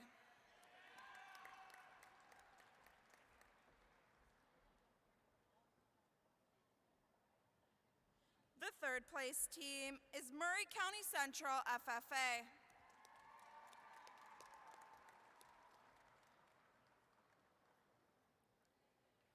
Second place team is Russell Tyler Ruffon FFA.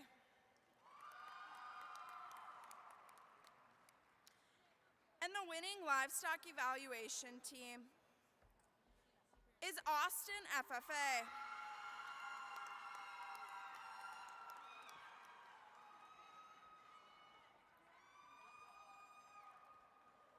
Congratulations to all the livestock evaluation CDE participants and award winners.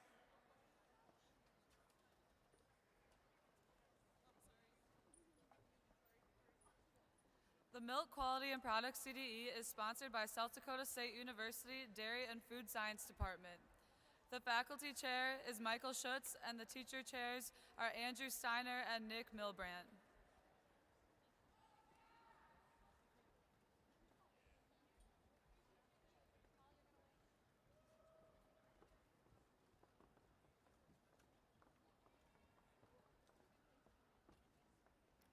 The third place individual is Kelsey D. Smith from Westbrook Walnut Grove.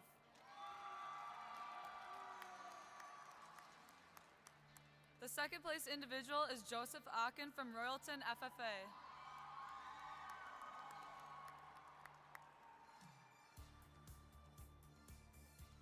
And our high individual is Olivia Pica from Royalton FFA.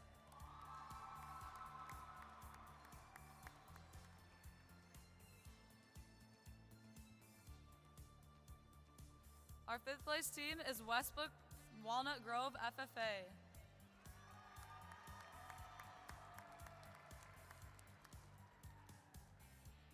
The fourth place team is Maple River FFA.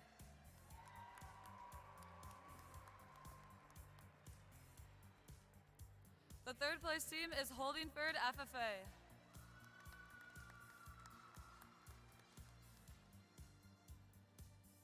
The second place team is Sleepy Eye FFA.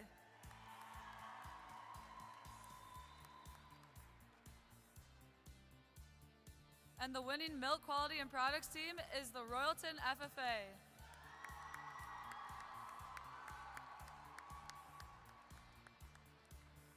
Congratulations to all Milk Quality and Products participants.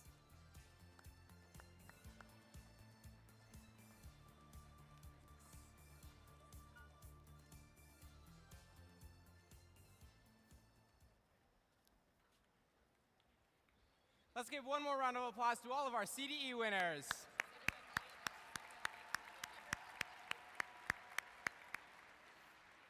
Throughout convention, we have had the chance to celebrate the great work of our local chapters. We've recognized chapters that have done it all for members to find belonging and success.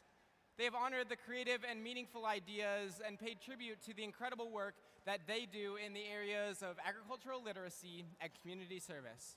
When it comes to our last chapter award, however, I guess you could say that You're simply the best.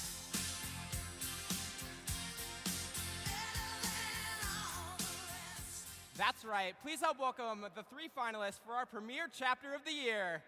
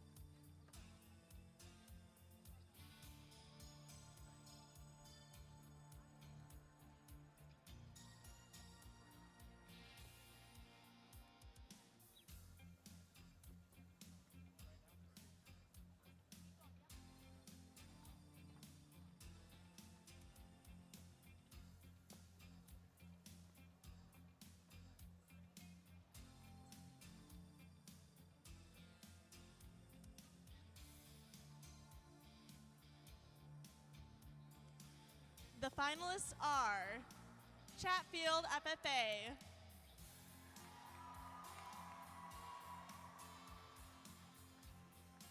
Sleepy Eye FFA, and Staples Motley FFA. And our chapter of the year is Staples Motley. With more than 65 FFA members, the Staples Motley FFA chapter has grown leadership within their members, supported their local community, and strengthened agriculture all year long. Whether it was by preparing their members for their lives after high school through their hashtag Life Tips project, hosting a small business showdown through Goose Chase to contribute to the economic development of their community, or honoring local veterans and farmers, they have earned the honor of being this year's premier chapter. Let's hear it for Staples Motley FFA.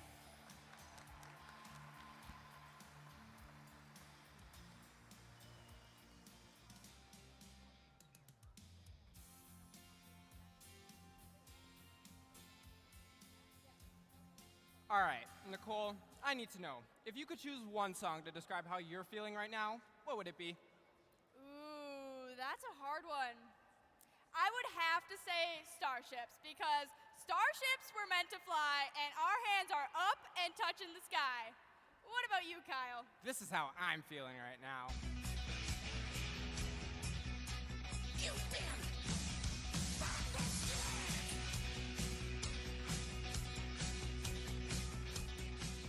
I feel absolutely thunderstruck. I'm incredibly excited, energized, and optimistic for everything that's happened and everything that's yet to come.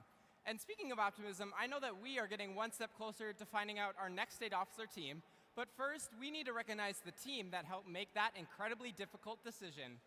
The State Officer Nominating Committee is comprised of a representative from each of the regions in Minnesota, as well as 2 student chairs and adult representatives. They have been working since early March to prepare for the process of selecting and interviewing the next state officer team, and have worked diligently during their convention time to make that a team that will thrive together this next year. Let's welcome our nominating committee.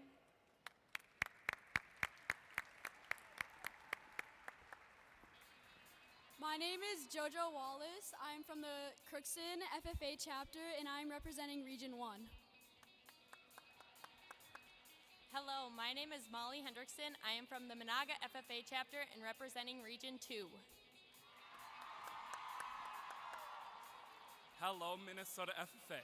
My name is Philip Job from the Melrose FFA chapter, and I am representing Region 3. Hi, my name is Lily Cooper. I'm from the Buffalo FFA chapter, and I'm representing Region 4. Hi, I am Mitchell Kleberger from the Buffalo Lake Hector Stewart FFA chapter, and I am representing Region 5. Hi everyone, my name is Laisha Martinez. I'm from the Sleepy Eye FFA chapter, and I'm representing Region 6. My name is Haley Chambers. I'm from the Medford FFA chapter and I represent Region 7.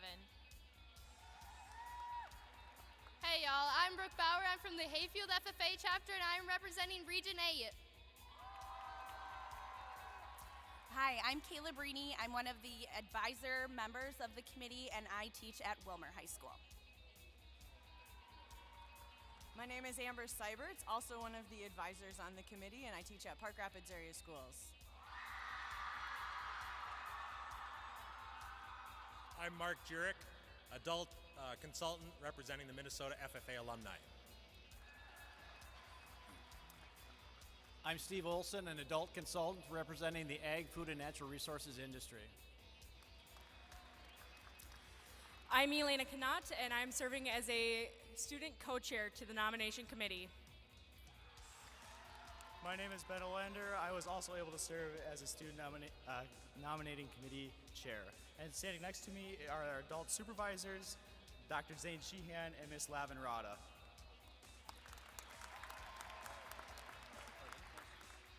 Let's hear it one more time for our nominating committee.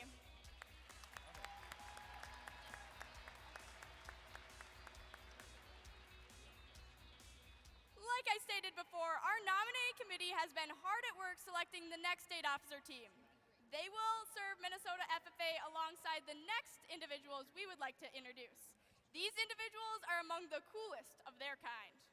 Peace up, A-Town down. Yeah, yeah. Okay. Let's go. On a scale of 1 to 10, our region presidents are certified 20s. Region presidents play an important and valued role in the state association and serve as a connection between our chapters and the state association. They are excellent examples of what it looks like to thrive. Let's welcome our current region presidents to introduce our 2022-2023 region presidents.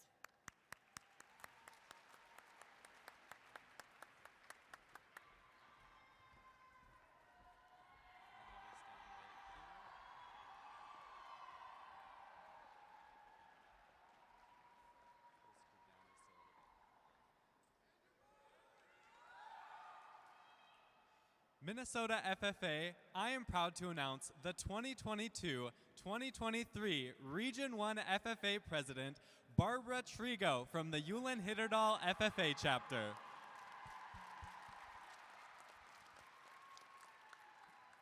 And here we got your 2022-2023 Region 2 FFA President, Miss Mackenzie Kushel from the Sabika FFA Chapter. Introducing the new 2022-2023 Region 3 President, Tyler Radke from Ricori.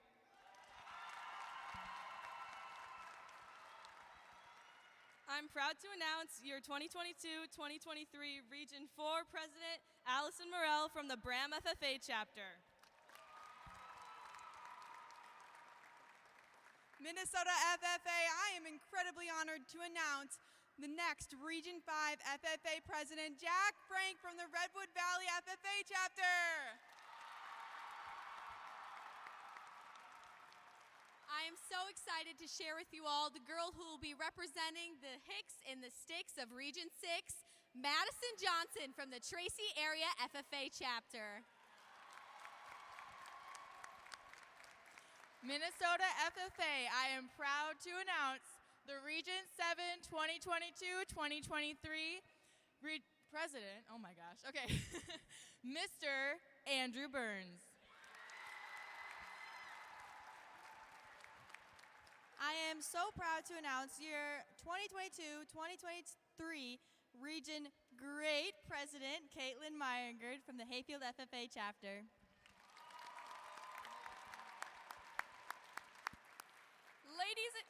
Ladies and gentlemen, let's hear it one more time for our new region presidents.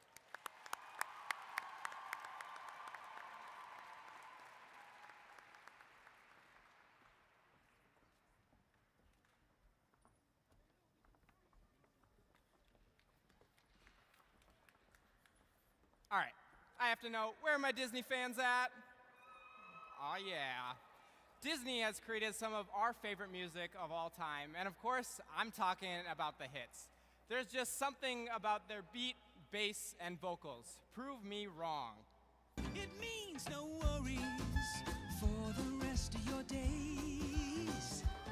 It's our problem-free philosophy. Hakuna Matata. Well, now they know. Let it go. Can't hold it back anymore. Nay, Bob, you ain't never had a friend, never had a friend. You ain't never had a friend, never had a friend. You ain't never had a friend.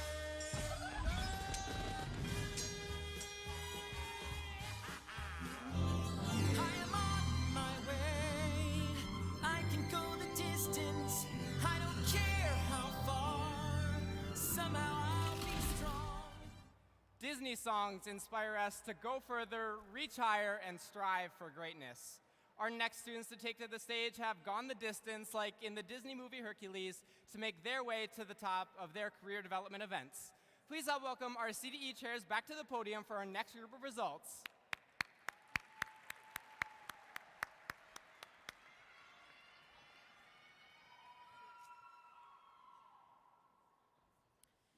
The Nursery and Landscape CDE is sponsored by Bailey Nursery, with the faculty chair of Brandon Miller and Dan Dial as the teacher chair.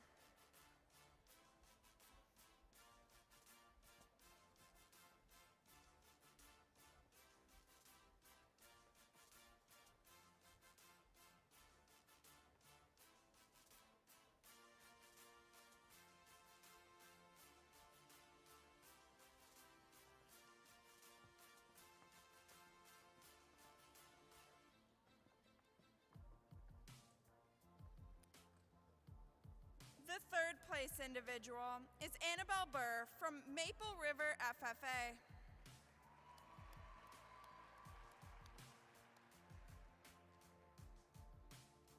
The second place individual is Caleb Dyers from Howard Lake Waverly Winstead FFA.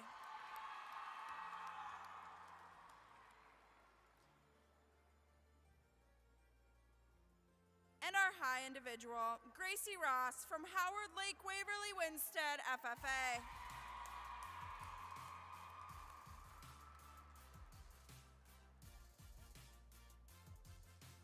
Moving on to our team category, fifth place team is Staples Motley FFA.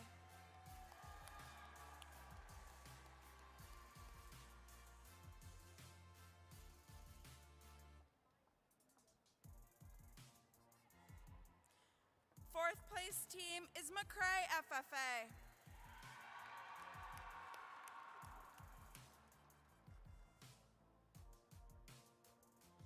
Third place team is Grand Rapids FFA.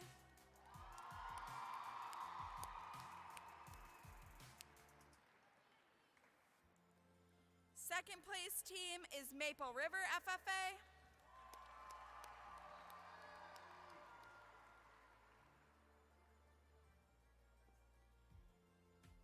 And the winners of the Nursery and Landscape CDE is Howard Lake Waverly and Winstead FFA.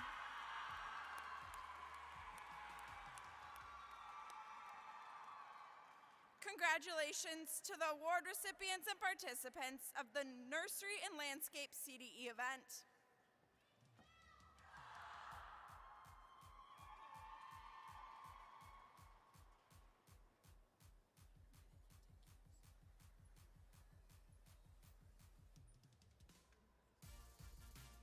The Poultry Career Development Event. The sponsor is the Minnesota Turkey Research and Promotion Council. The faculty chairs are Anoop Johnny, Sally Knoll, Gabrielle Ryan, and Kahina Gam. The teacher chair is Josh Barron.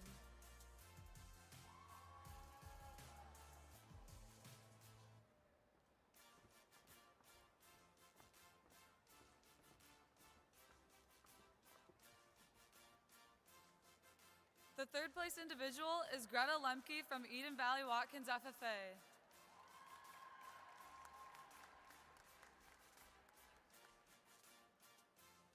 The second place individual is Adam Johnson from Sleepy Eye FFA.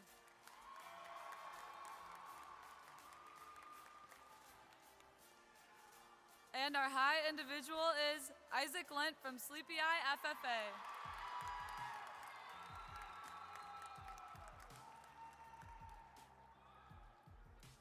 The fifth place team is Jackson County Central FFA.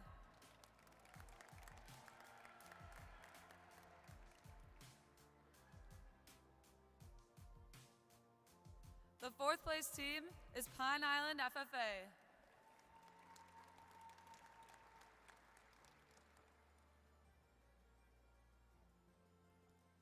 The third place team is Eden Valley Watkins FFA.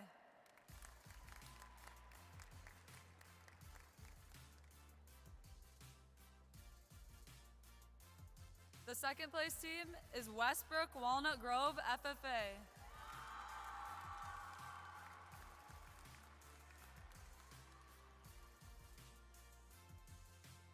And the winning poultry evaluation team is Sleepy Eye FFA.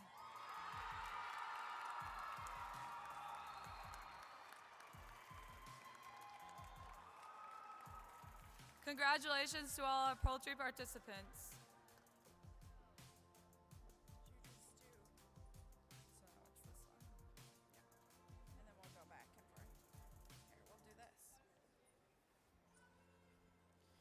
The Soils Career Development event is sponsored by CF Industries. Faculty chair was Dan Wheeler and teacher chair was Curtis Geisted.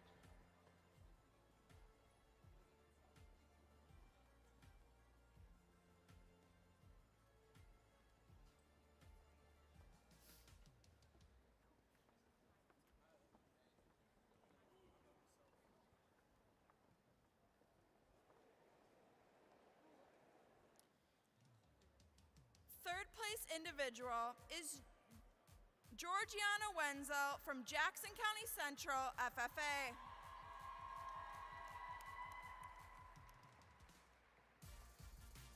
Second place individual is Tony Nelson from Tracy area, FFA.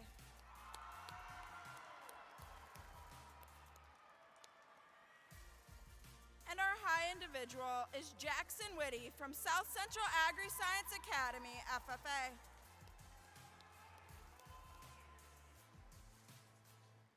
Moving to our team category, the fifth place team is Maple River, FFA.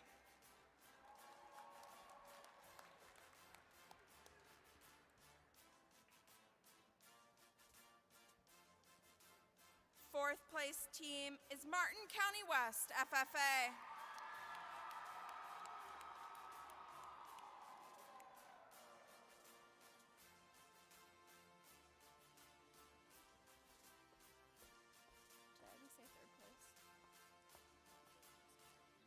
Third place team is Jackson County Central, FFA.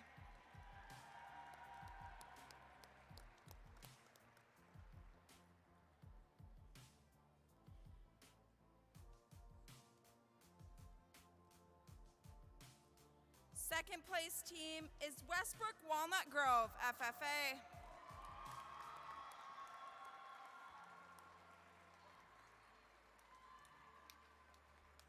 And the winning soils team is South Central Agri-Science Academy, FFA.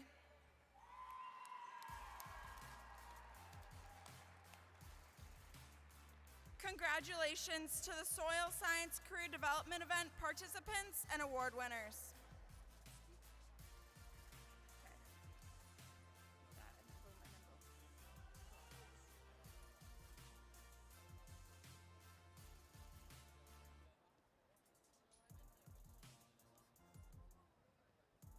Moving on to LDEs.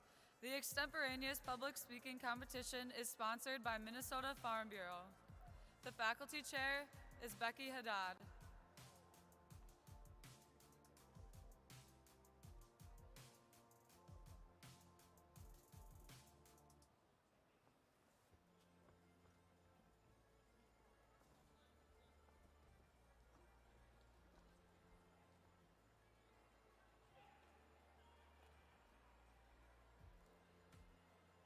The finalists are Allison Murrell of the Brom FFA chapter.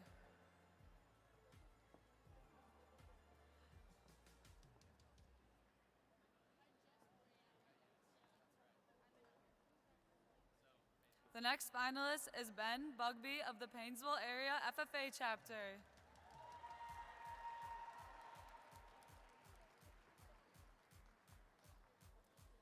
And the winner of the Extemporaneous Public Speaking Leadership Development event is Haley Mouser of the Clearbrook-Gonvick FFA chapter. Congratulations.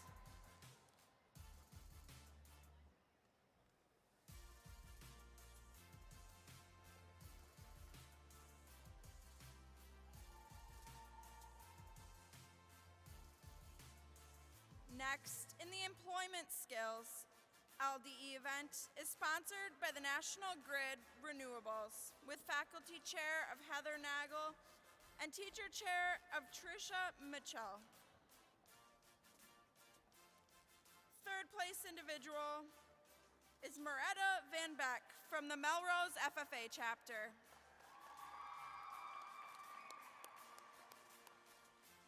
Second place individual is Mackenzie Cushout from the Shebeka chapter.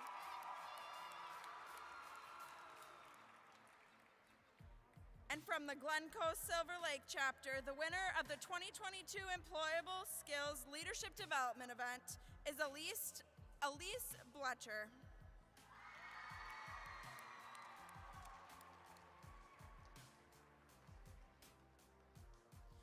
Congratulations to the employment skill winners and its participants.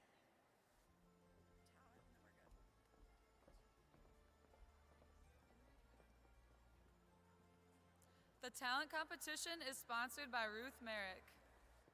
The faculty chair is Ron Kelsey.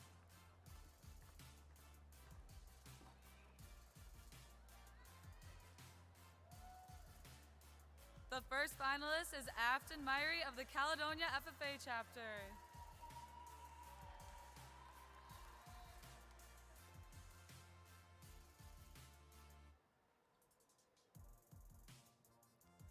The second finalist is Christina Beal of the Fillmore Central FFA chapter.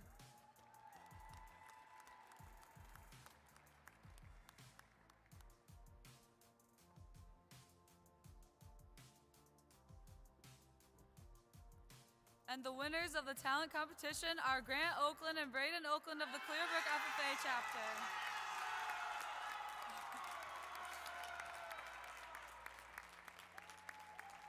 Congratulations to all the talent participants.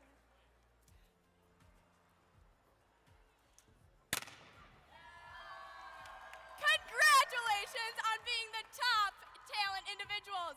Now it's your guys' American Idol moment to perform for us one more time.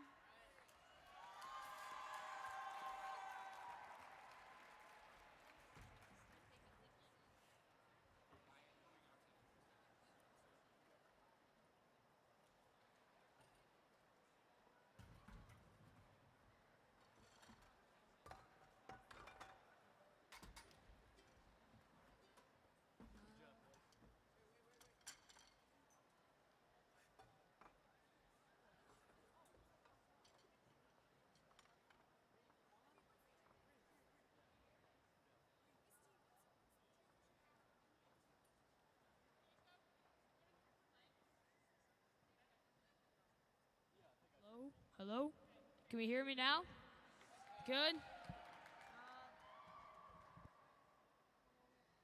There. Good? Are we good? All right. No. Oh, yeah. Just one moment. Oh, there goes all the garbage. All right.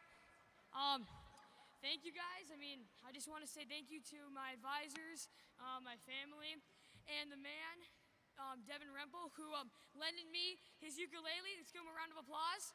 Yeah? Oh, yeah. I also want to thank my amazing brother and drummer, Grant Oakland. Can we give him a round of applause, please? Yeah. All right. Are we ready?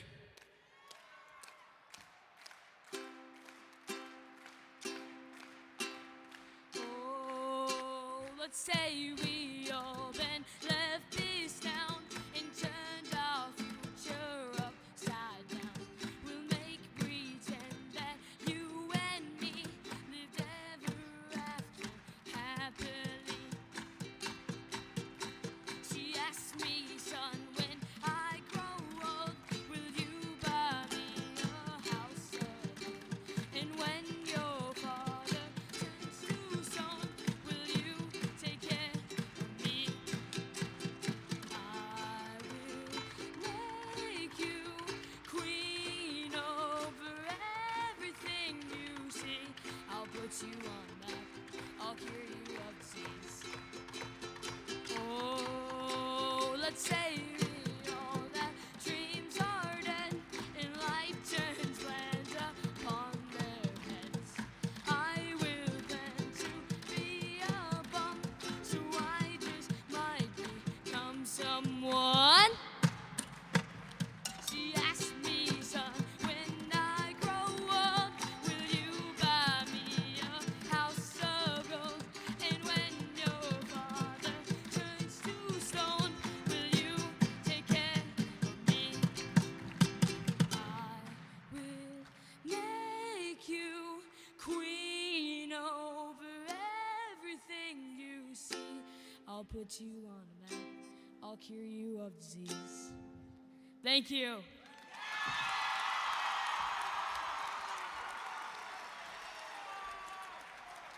Hey, members and guests, let's hear it for our state janitors.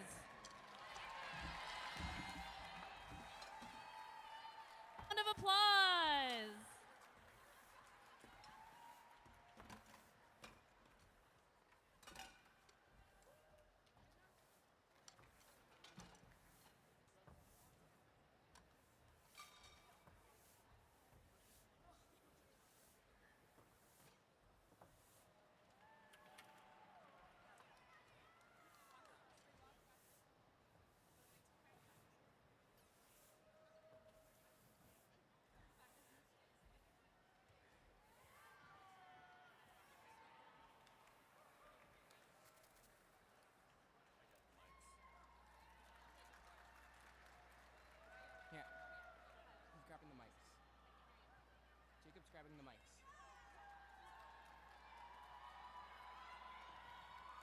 That was incredible. Let's give one more round of applause to our talent winners.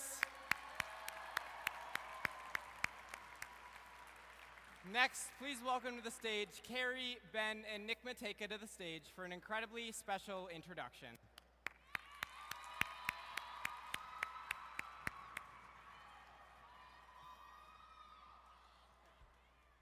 Hello, Minnesota FFA. I'm Carrie. I'm Ben. And I'm Nick. And we're Emily's younger siblings.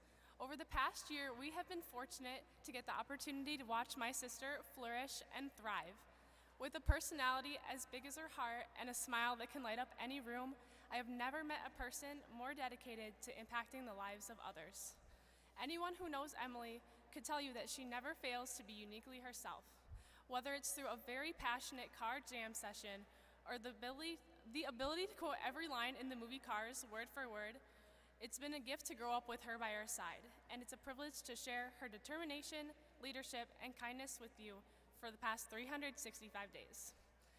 With her retiring address titled Great Expectations, we present to you our sister and your 2021-2022 Minnesota FFA State President, Emily Matejka.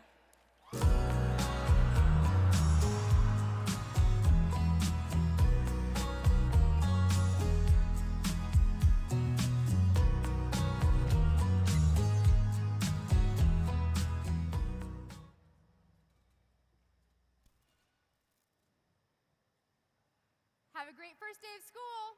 Thanks, Mom. I'll see you later. All right, it's go time. First day of 7th grade, and I am ready. I am suited up with my snazzy new backpack as I make my way into the high school for the very first time.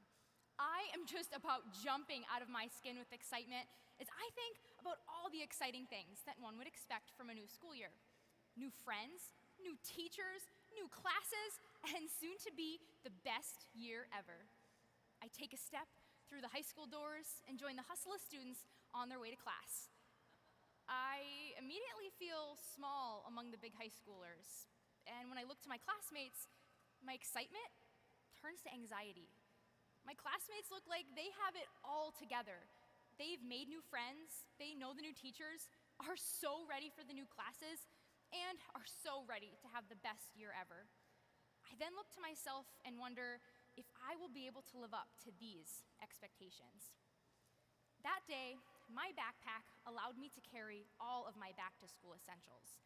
But what others saw on the outside was much different than what I carried on the inside. And when we unpack our backpacks, we see the reality that what we need to carry is much different than what we need to succeed. Now, fast forward to my first day of college, and it is the first day of school all over again. And I am feeling similar emotions. But this time, I was prepared because I was equipped with a book, How to Survive Freshman Year. This book outlined what to expect from your first year of college and how to succeed amongst the sea of jackrabbit freshmen.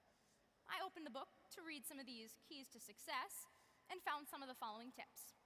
Study every day, join clubs, make new friends, prepare for your future, call your parents, and get 8 hours of sleep. Wait a minute, you're telling me that all of that is the key to success? That seems impossible. But what will happen if I don't? I'll be seen as a failure. I won't make my family proud, and I won't only let down those around me, but more importantly, myself. This fear took over, and I was determined to ensure that I met these expectations. I put in hours to shove all of these things into my backpack, make sure I did my homework, joined clubs, because I was afraid of what would happen if I didn't. But what I didn't realize is that I began to lose myself in the pursuit of these expectations. We've all felt that pressure to meet the expectations of others. In fact, our lives revolve around expectations. When we go to school, we expect our day to go a certain way. When we come to convention, we expect the time to live up to those in the past. And when we make a mistake, we expect others to think of us in a negative light. We all have those preconceived notions about what the future should be, that we focus on that future for ourselves. And our should be can be many things. The expectation from parents that we get good grades, the expectation from coaches that we perform, or even the expectation from friends that we act a certain way. And now these expectations can be good, but they can also lead to us creating higher and higher standards for ourselves. Because when we focus on what should be, we lose sight of what could be. We focus so much on performing for others that we lose sight of the aspirations and future that could be for ourselves. Who here has ever felt that pressure to meet the expectations of others? If we look around, we may notice that we're not the only one with our hand in the air. It could be our classmates, our friends, even our advisors. That expectation can be anything, but that pressure feels the same. And no matter what, pursuing this should be takes hours of time and effort that draws us further away from those aspirations that we want for ourselves. Instead of pursuing that never-ending expectation, set the expectation for yourself to pursue what brings you joy. Now, throughout my year of service, I've seen members all around the state channeling this idea of setting their own expectations. But one student truly stands out. My friend Wyatt is a 6th grader from the Ashby FFA chapter. When I arrived that day, Wyatt wasn't the loudest one in the room. He sat quietly in the back of the classroom with his farmer hat, jeans, and a smile that told me he was eager to be there. When we finished our activity, I walked over to Wyatt to talk with him and just to get to know him a little better. In that moment, Wyatt shared with me his ultimate goal in life. From age 6, Wyatt knew that he was destined to be a farmer. Now, Wyatt does not come from a farming family. He lives in town and does not have the traditional experience of growing up on the farm that you may expect. But this does not stop Wyatt. Instead of focusing on that expectation that he should come from a farm or be obsessed with Fortnite like many other 6th graders, Wyatt set the expectation for himself to pursue farming because that is what brings him joy. All he had to do is focus on exactly what he knows he could be. Now, everyone's ideal could be looks a little bit different, and that's okay.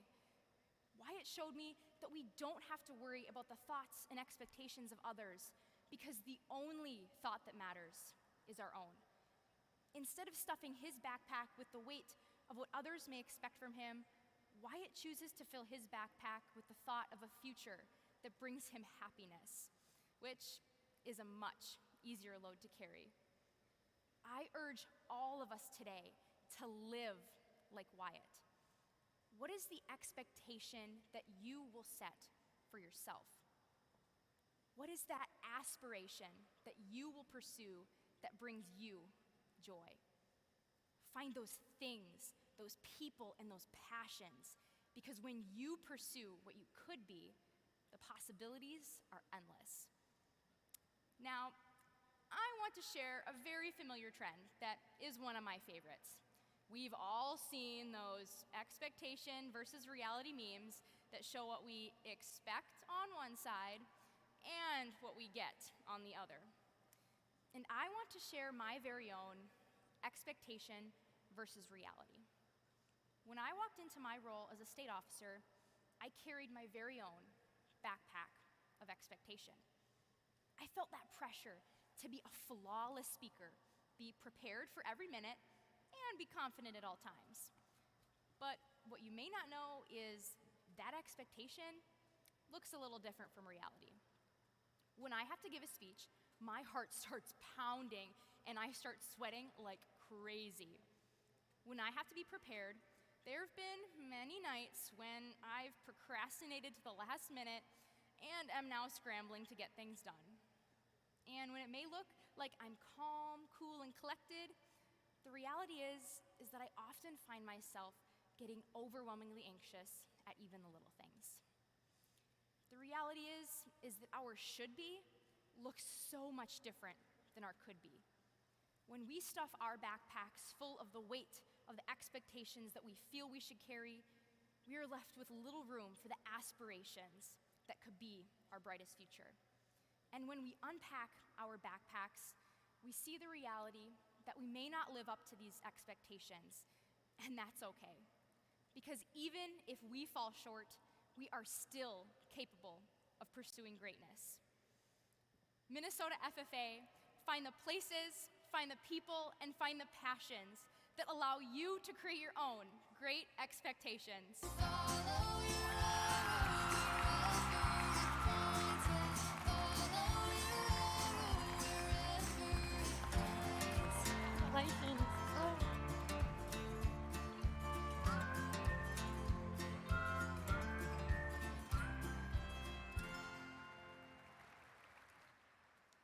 Emily, this year you have shown us how to stay grounded in our own expectations. Thank you for reminding us to be where our feet are, teaching us all about wrestling, and reminding us that it's okay not to be a gopher. We love you, Jackrabbit. Love Wyatt, Bailey, Anna, Kyle, and Nicole. Ladies and gentlemen, your 2021-2022 Minnesota FFA State President and our friend, Emily Matejka.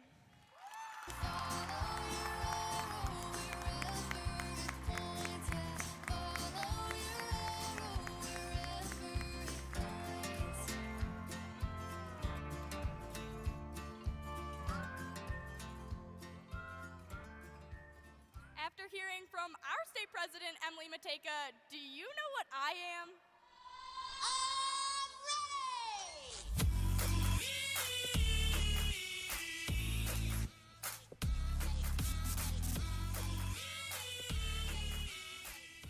That's right. I'm ready. I'm ready to learn the last set of results of the 93rd Minnesota FFA State Convention. Let's welcome our Career and Leadership Development Event chairs to the podium.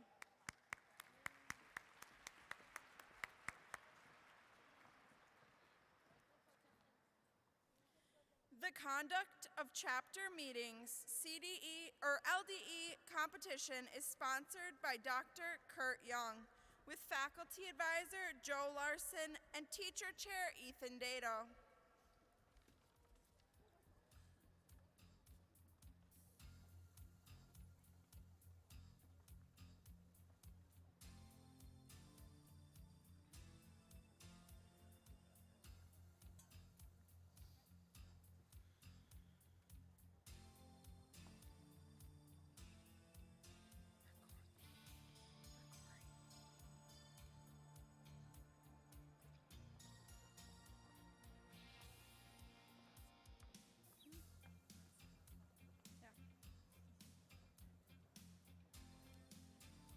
Our finalists are Morris Area FFA,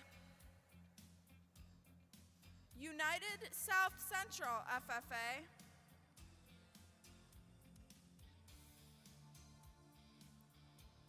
Staples Motley FFA,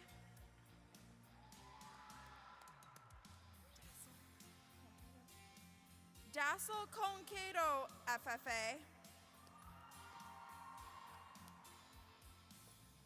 and Litchfield FFA.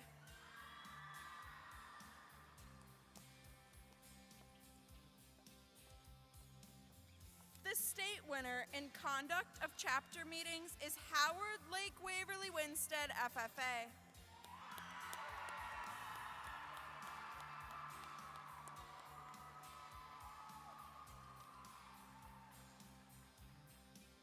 Congratulations to the participants and award recipients of the Conduct of Chapter Meetings, LDE.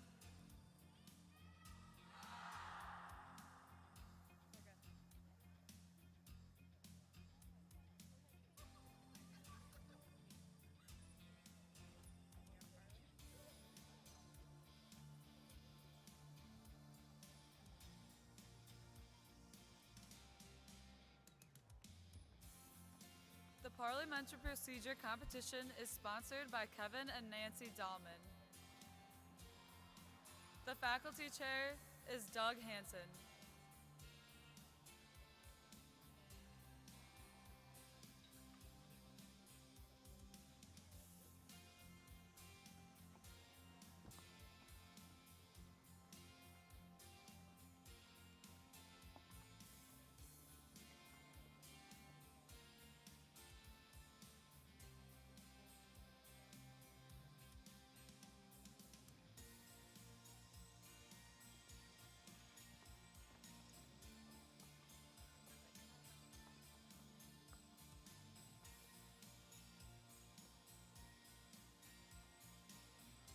The finalists are Grand Rapids FFA,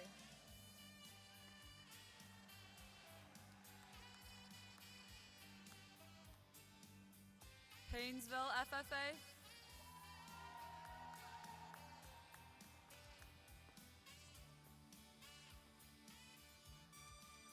Staples Motley FFA,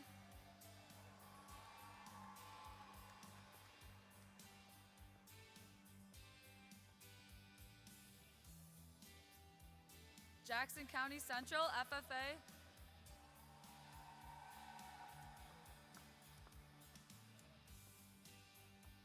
and Ricori FFA.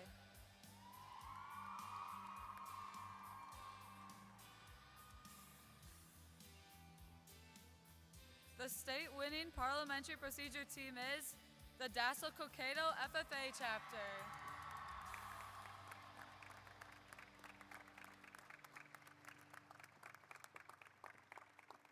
Congratulations to all parliamentary procedure participants.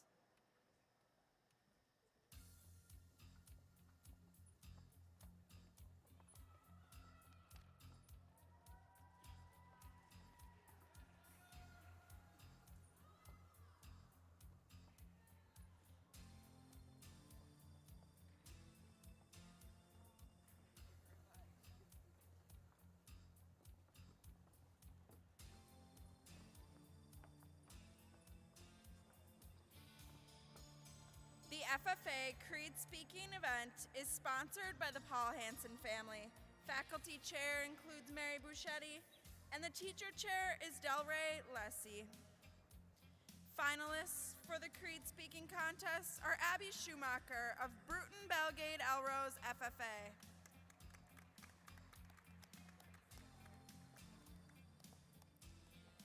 Tabitha Belvret of Hancock FFA.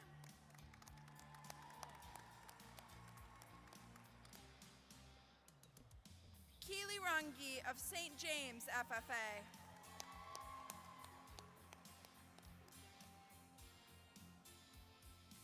Afton Meyer of Caledonia FFA.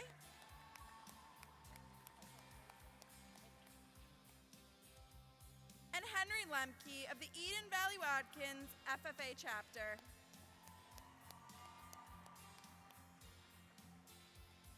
And the winner of the Creed Speaking Leadership Development event is Cameron Addington of Cannon Falls FFA chapter.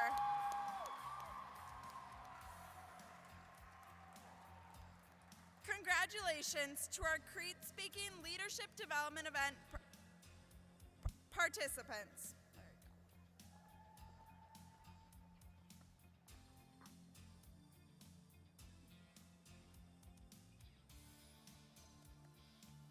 The Prepared Public Speaking Leadership Development event sponsor is the Minnesota FFA Foundation. The faculty chair is Amy Smith, and the teacher chair is Bob Rossler.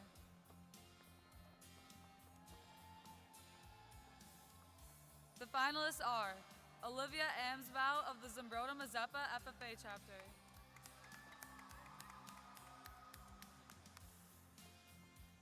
Caitlin Matisse of the Eden Valley Watkins FFA chapter,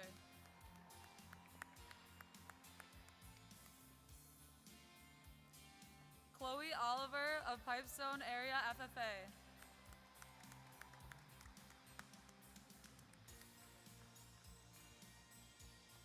Blake Cole of Hancock FFA,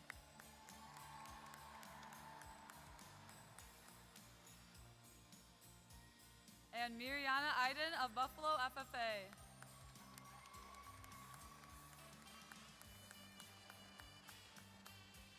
And the first place individual in the Prepared Public Speaking LDE is Tyler Biss of West Central Area FFA. Congratulations to all Prepared Public Speaking participants.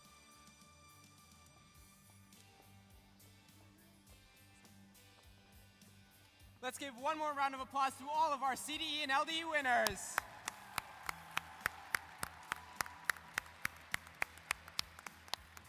Bailey and Haley, thank you for serving as our CDE chairs. FFA members and guests, let's give a huge round of applause to our CDE chairs and every volunteer who helped make convention possible.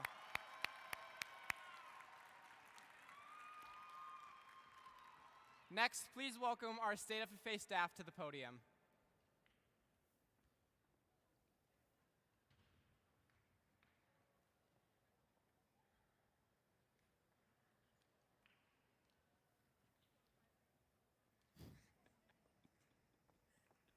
Thank you, Kyle.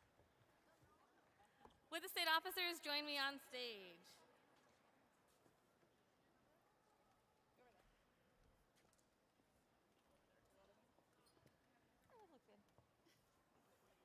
All right, FFA members and guests, it's an opportunity for us to just take a moment and issue some much-deserved recognition. On this stage, we see a lot of people we've seen on stage a lot, and some people we have seen on stage not at all or very little. And there's a lot of people backstage who you have seen not at all. And so as we're here and we're recognizing state officers, I want to take a moment to recognize the past state officers who have run this event without ever getting the opportunity to stand on the stage themselves. Leif, Nick, Elaine, Maddie, Britton, Savannah, Ben, Emily, Elena, Anna, and Lainey have been real examples of servant leadership. Let's give them a round of applause.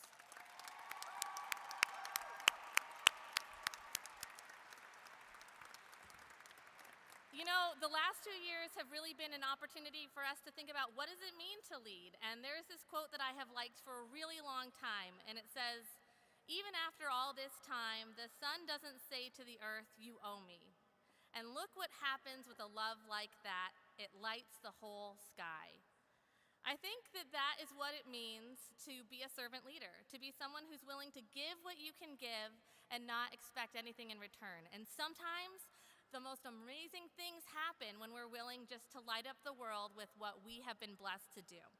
And I can speak on behalf of the other state staff and myself to say that this year, this team has done that wholeheartedly. And so we want to just recognize them for a couple seconds so you get to see what we got to see all year. First, I want to talk about Bailey Peterson. Bailey is someone who, if I had to describe her leadership essence, I would say she is generously focused on respecting and encouraging others. And that has been what she has brought to the team and brought to students across the state. Everybody who interacts with her walks away feeling loved, respected, heard, and prioritized. And that's the kind of attention that can bring out the best in anyone. I have so enjoyed this year, and I'm so thankful that a team selected you last year. Ladies and gentlemen, let's give it up for Bailey Peterson.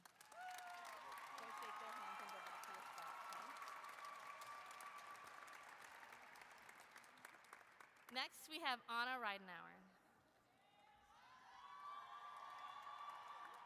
So Anna's leadership essence is being humbly powerful and powerfully humble. She's not someone who ever looks for glory or attention, and she channels that into being a teammate and a performer. I've seen time and time again, she's dropped everything to do what someone else needed, and that's what makes our chapters, our association, our world go around. Anna, I am so thankful for your brand of leadership this year, and I'm so proud of every word that you have put on this stage. FFA members and guests, Anna Reidenauer.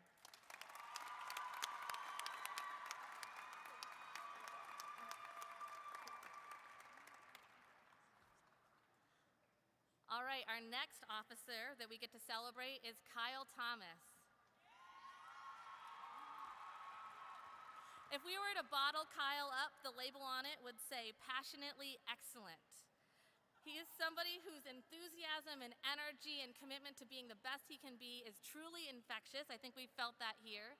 But it's not just about the attention or the flash, it's because he believes in doing the best he can for the best people he knows, and this year that has been you. Kyle, I am so thankful for all of the long conversations we've had in my office to be able to take this convention to the next level. And you've taken the association to the next level too. I'm incredibly proud of you. FFA members, Kyle Thomas.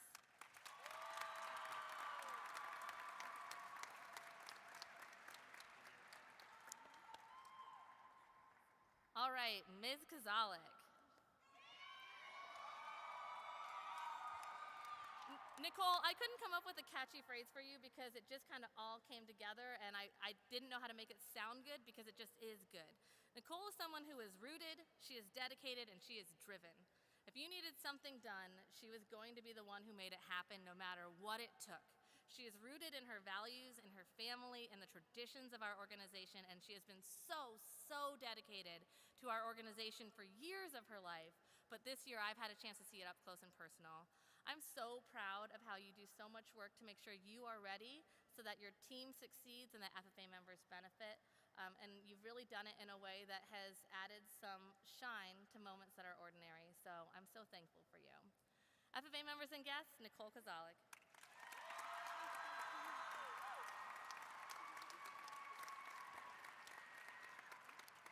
Mr. Halverson. That's right. Wyatt is authentic, which we know because we heard it earlier today, but he is authentic and welcoming. He spent the whole year as a beacon of what it looks like to own who you are and use that to help other people feel empowered to do the same thing. I don't think I've ever been in a room where students haven't felt more welcomed and confident after they've interacted with you. And it's been a privilege to see this year and how you've really grown in your own integrity and authenticity. I know how much you've put into this, and I am grateful for every drop of it. Thank you. FFA members, Wyatt Halverson.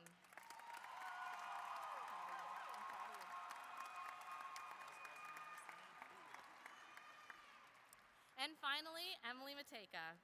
I told them I was going to go in a different order, and so now they're probably annoyed with me. So Emily, I was really thinking about how to boil it all down, and I think that this year, your leadership essence has been a worthy example. No matter what it is, you have shown up and given 110%, not just in effort, but in character and kindness and focus and time and attention. Emily was the only officer who wasn't on the Twin Cities campus this year, but there was never a moment where she was not the one who was there. She was there for her teammates, she was there for you, she was there for every step of the way, and she had to put in a lot more effort to be able to get to those places. But more than that, I think that you did it with the kind of character that I'm so eager to see transform your life as a powerful leader in the future. You're going to do huge things, and I'm incredibly grateful to be part of your story. FFA members and guests, Emily Matejka.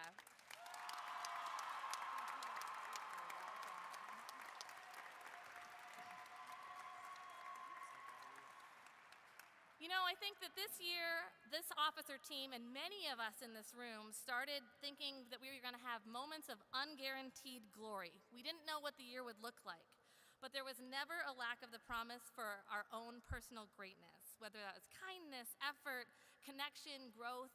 Each of these things we had the potential for, even with all the unguaranteed of what this year would look like.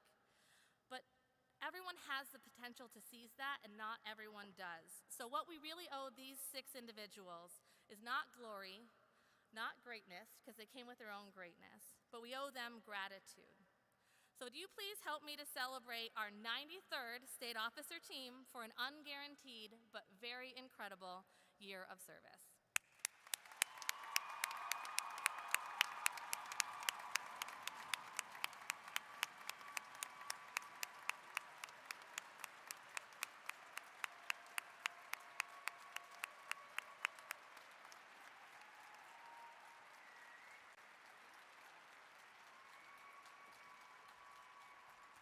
Thank you. I'll turn things back over to our session chairs. As a state officer, there is one song that just gets my blood pumping, and I think our state officer candidates know which song I'm thinking of. Hey, can we hear a preview of it?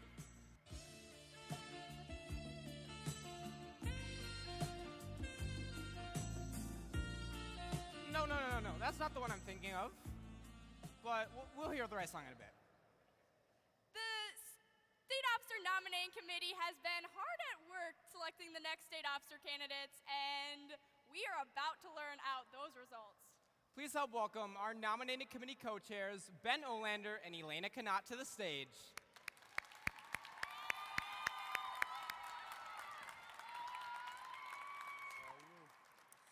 Good afternoon, Minnesota FFA. My name is Elena Canott. And my name is Ben Olander.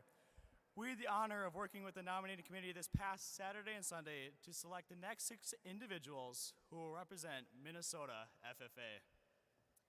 Ben and I are extraordinarily proud of the nomination committee and their intentional care and dedication to selecting the best team to represent all 15,000 FFA members this next year.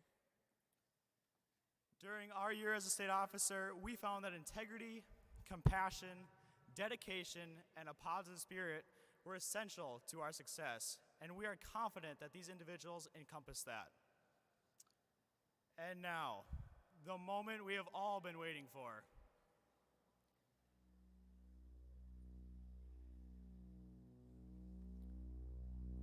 Your state sentinel, Noah Erickson from the Morris FFA chapter!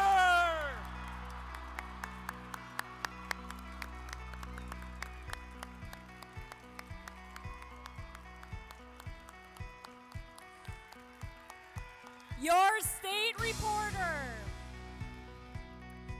Kaden Johnson from the Fertile Beltrami FFA chapter.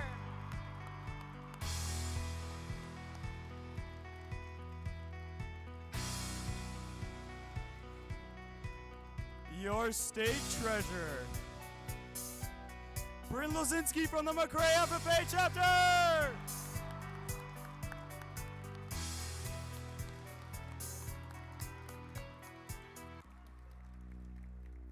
Your state secretary, Mackenzie Alberts from the Pine Island FFA chapter.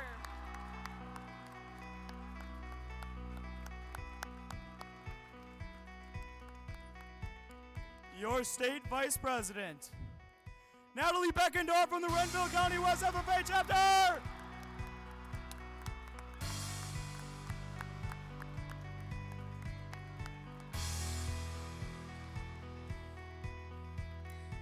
And your state president, Emma Kubal from the Waterville Elizen Morristown FFA chapter.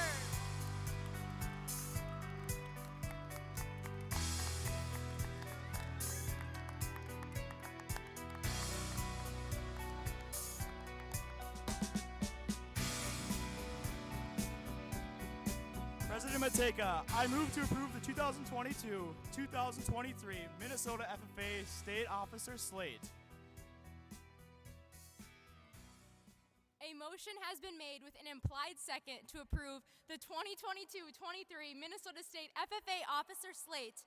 All in favor, please signify by saying aye. All opposed, no. Motion passes.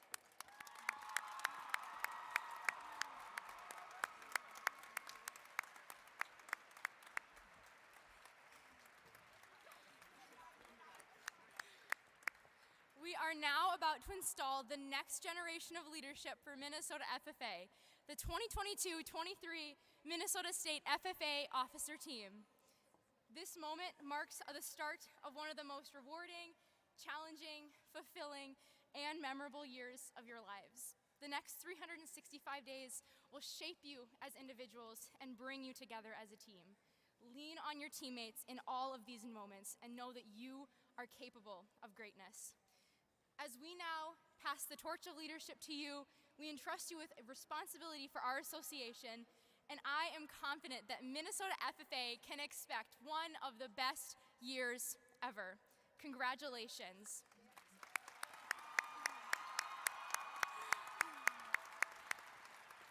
Team, will you please join me for the installation of our new state officer team?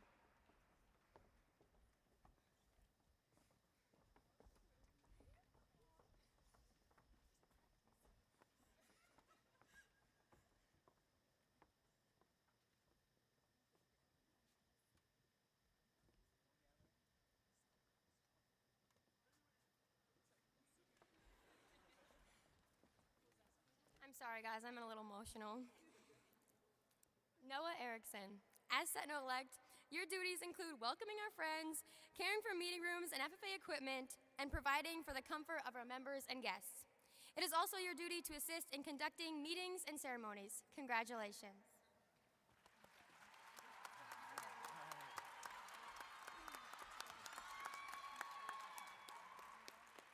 Kaden Johnson. As reporter-elect, your duty is to inform the public about the FFA.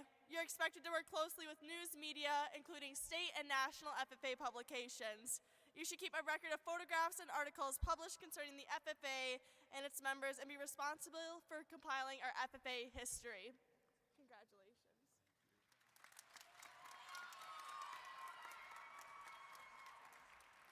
Bryn, as treasurer-elect, you have been placed in a position of trust. Your duties require you to keep an accurate record of receipts and disbursements and to provide regular financial reports. It is also your responsibility to assist in developing the association budget and maintaining sound financial practices. Congratulations.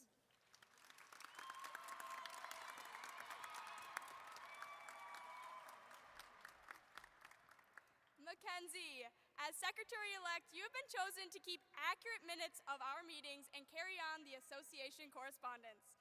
You should provide the association with an order of business and committee assignments for each meeting.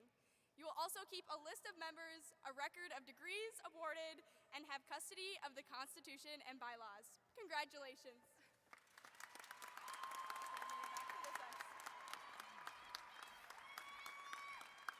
Natalie, as Vice President-elect, your record of accomplishments indicates you have those qualities of leadership which we should all possess.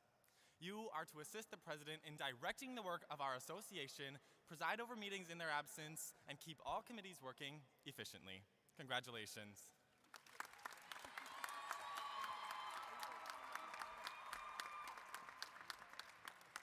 Emma, as president-elect, you have been selected by your fellow members to be the leader of our association in the coming year. You are therefore responsible for guiding our association in all of its worthy undertakings. May you work intelligently and seriously to fulfill the responsibilities of your role. Congratulations.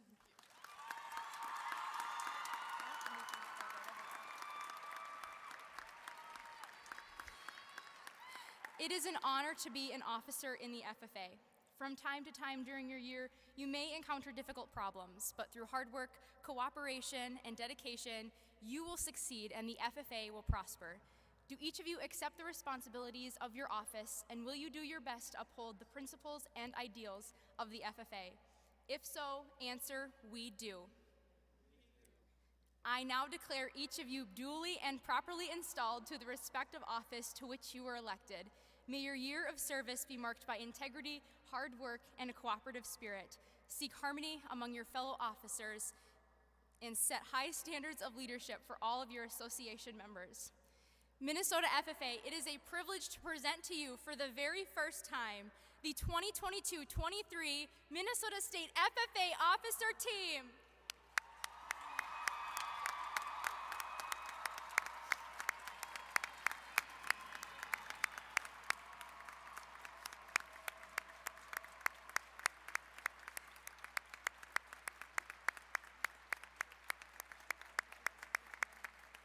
President Cabal, will you please come to the podium?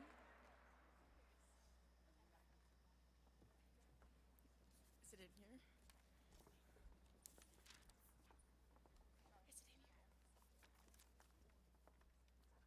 Guys, help me. I got you. Right here. Okay. FFA members and guests, a year of great success is something to be celebrated, but it should also inspire us to move forward with purpose. From state winners of CDEs to degree recipients who've been honored for years of focus and dedication, we have seen tremendous achievement over the last 3 days. As we return home, let's bring the enthusiasm, the positivity, and the focus of convention back to our hometowns and local FFA chapters. Together, we are the ones responsible for continuing the legacy of FFA. Together, we thrive. Silhouette through the dark in the shape of you. You were there like a spark just to guide me through. Every time I was lost, you'd be there for me. You were tough, you were strong when I couldn't be. Now you see never see it. Now I see sunshine in the darkest of hours. You're smiling, sunshine, just like sunshine on a cold rainy day. You're still shining, not a cloud in the sky when I'm with you. Like a shot of your gold, I feel brand new. Sunshine, sunshine, sunshine.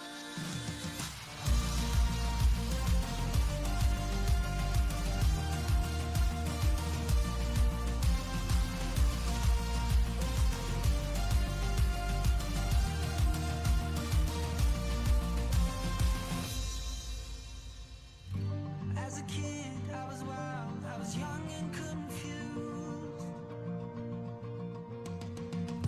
Never noticed how I was trouble for you. I've been lost, found, stumbled and fallen deep down. Oh, I've been crawling. Every time you be there just to lift me up. And I used to never see it, now I see it. Sunshine, you're my sunshine. In the darkest of hours, you're smiling. Sunshine, just like sunshine. On a cold rainy day, you're still shining. Not a cloud in the sky when I'm with you. Like a shot of your gold, I feel brand new. Sunshine, sunshine, sunshine.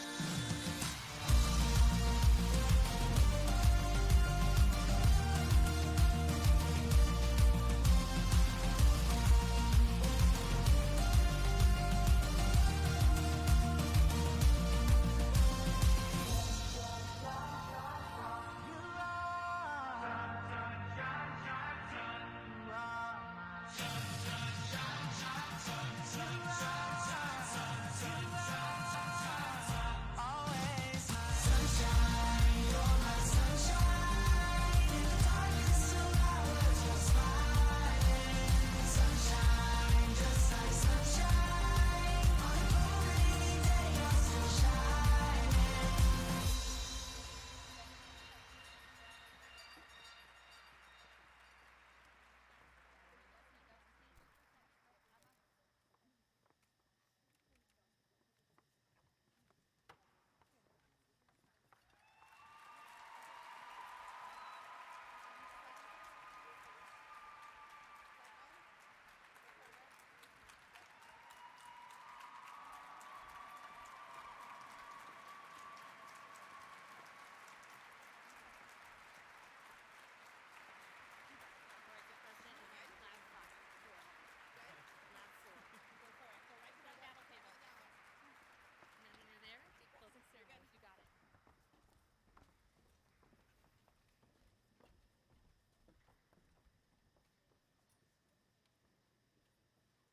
Does any member know of any new or unfinished business which should now properly come before this meeting? We are about to adjourn this session of the 93rd Minnesota FFA Convention. As we mingle with others, let us be diligent in labor, just in our dealings, courteous to everyone, and above all, honest and fair in the game of life. Fellow members and guests, join me in a salute to our flag. I pledge allegiance to the flag of the United States of America and to the republic for which it stands, one nation, under God, indivisible, with liberty and justice for all.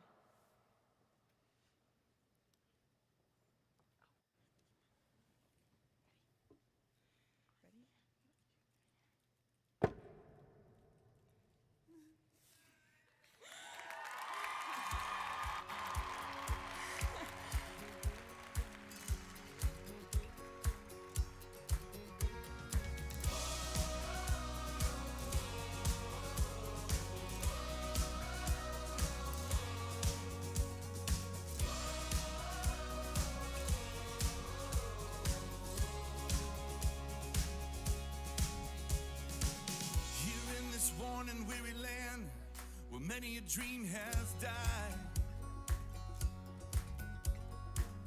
Like a tree planted by the water, we never will run dry.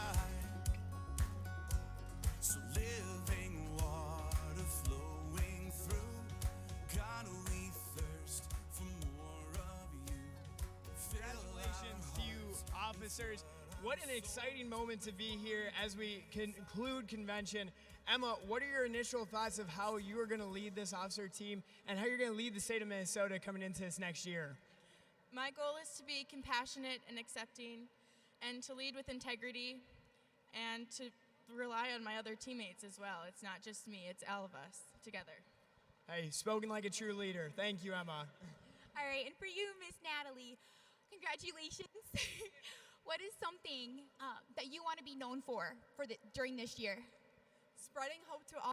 We have a place in this organization, and I can't wait to see all of your guys's. Thank you. Mackenzie, as you were interviewing for state office and now that you've gotten secretary, what were some of those initial thoughts that you were hoping to have in your mind of how you wanted to lead this state? What are some of the things that you want to give to these students? I want to give everybody just an opportunity for anything that they set their mind to. A dream, a goal, you can make it happen with work. Nice job, Mackenzie. Congratulations. All right. All right, and Bryn, is there anyone out there that you want to give a shout out to for getting you here today? Definitely my advisors. They're the ones that pushed me to go for this opportunity, and I wouldn't be here without them. Thank you. Caden, you made it, buddy. You're here on the stage. What are your first thoughts? How is it feeling just looking out, knowing that you get to serve for an entire year? Oh my gosh, I'm struggling to breathe. I'm so excited. Tell us a little bit more. What are some of your guys' things that you're going to be doing the next couple of years, or this year? This year, we really want to show everyone in Minnesota FFA that they have a place and a purpose within this organization, and we want to make sure that we work together to show that they belong. Nice job, Kane. Congratulations. All right, and Noah, from Sentinel to Sentinel, how to say this. How do you plan to be stationed by the door this year? Just be welcoming and nice to everyone that I meet and being a friendly face in the organization. You don't have to try hard, you're already that, so thank you. Let's hear it one more time for our brand new Minnesota FFA State Officer team. Well, thank you guys for coming to the Minnesota FFA State Convention, and thank you for tuning in on the live stream. We're so excited to have this, and thank you guys. Have a great night.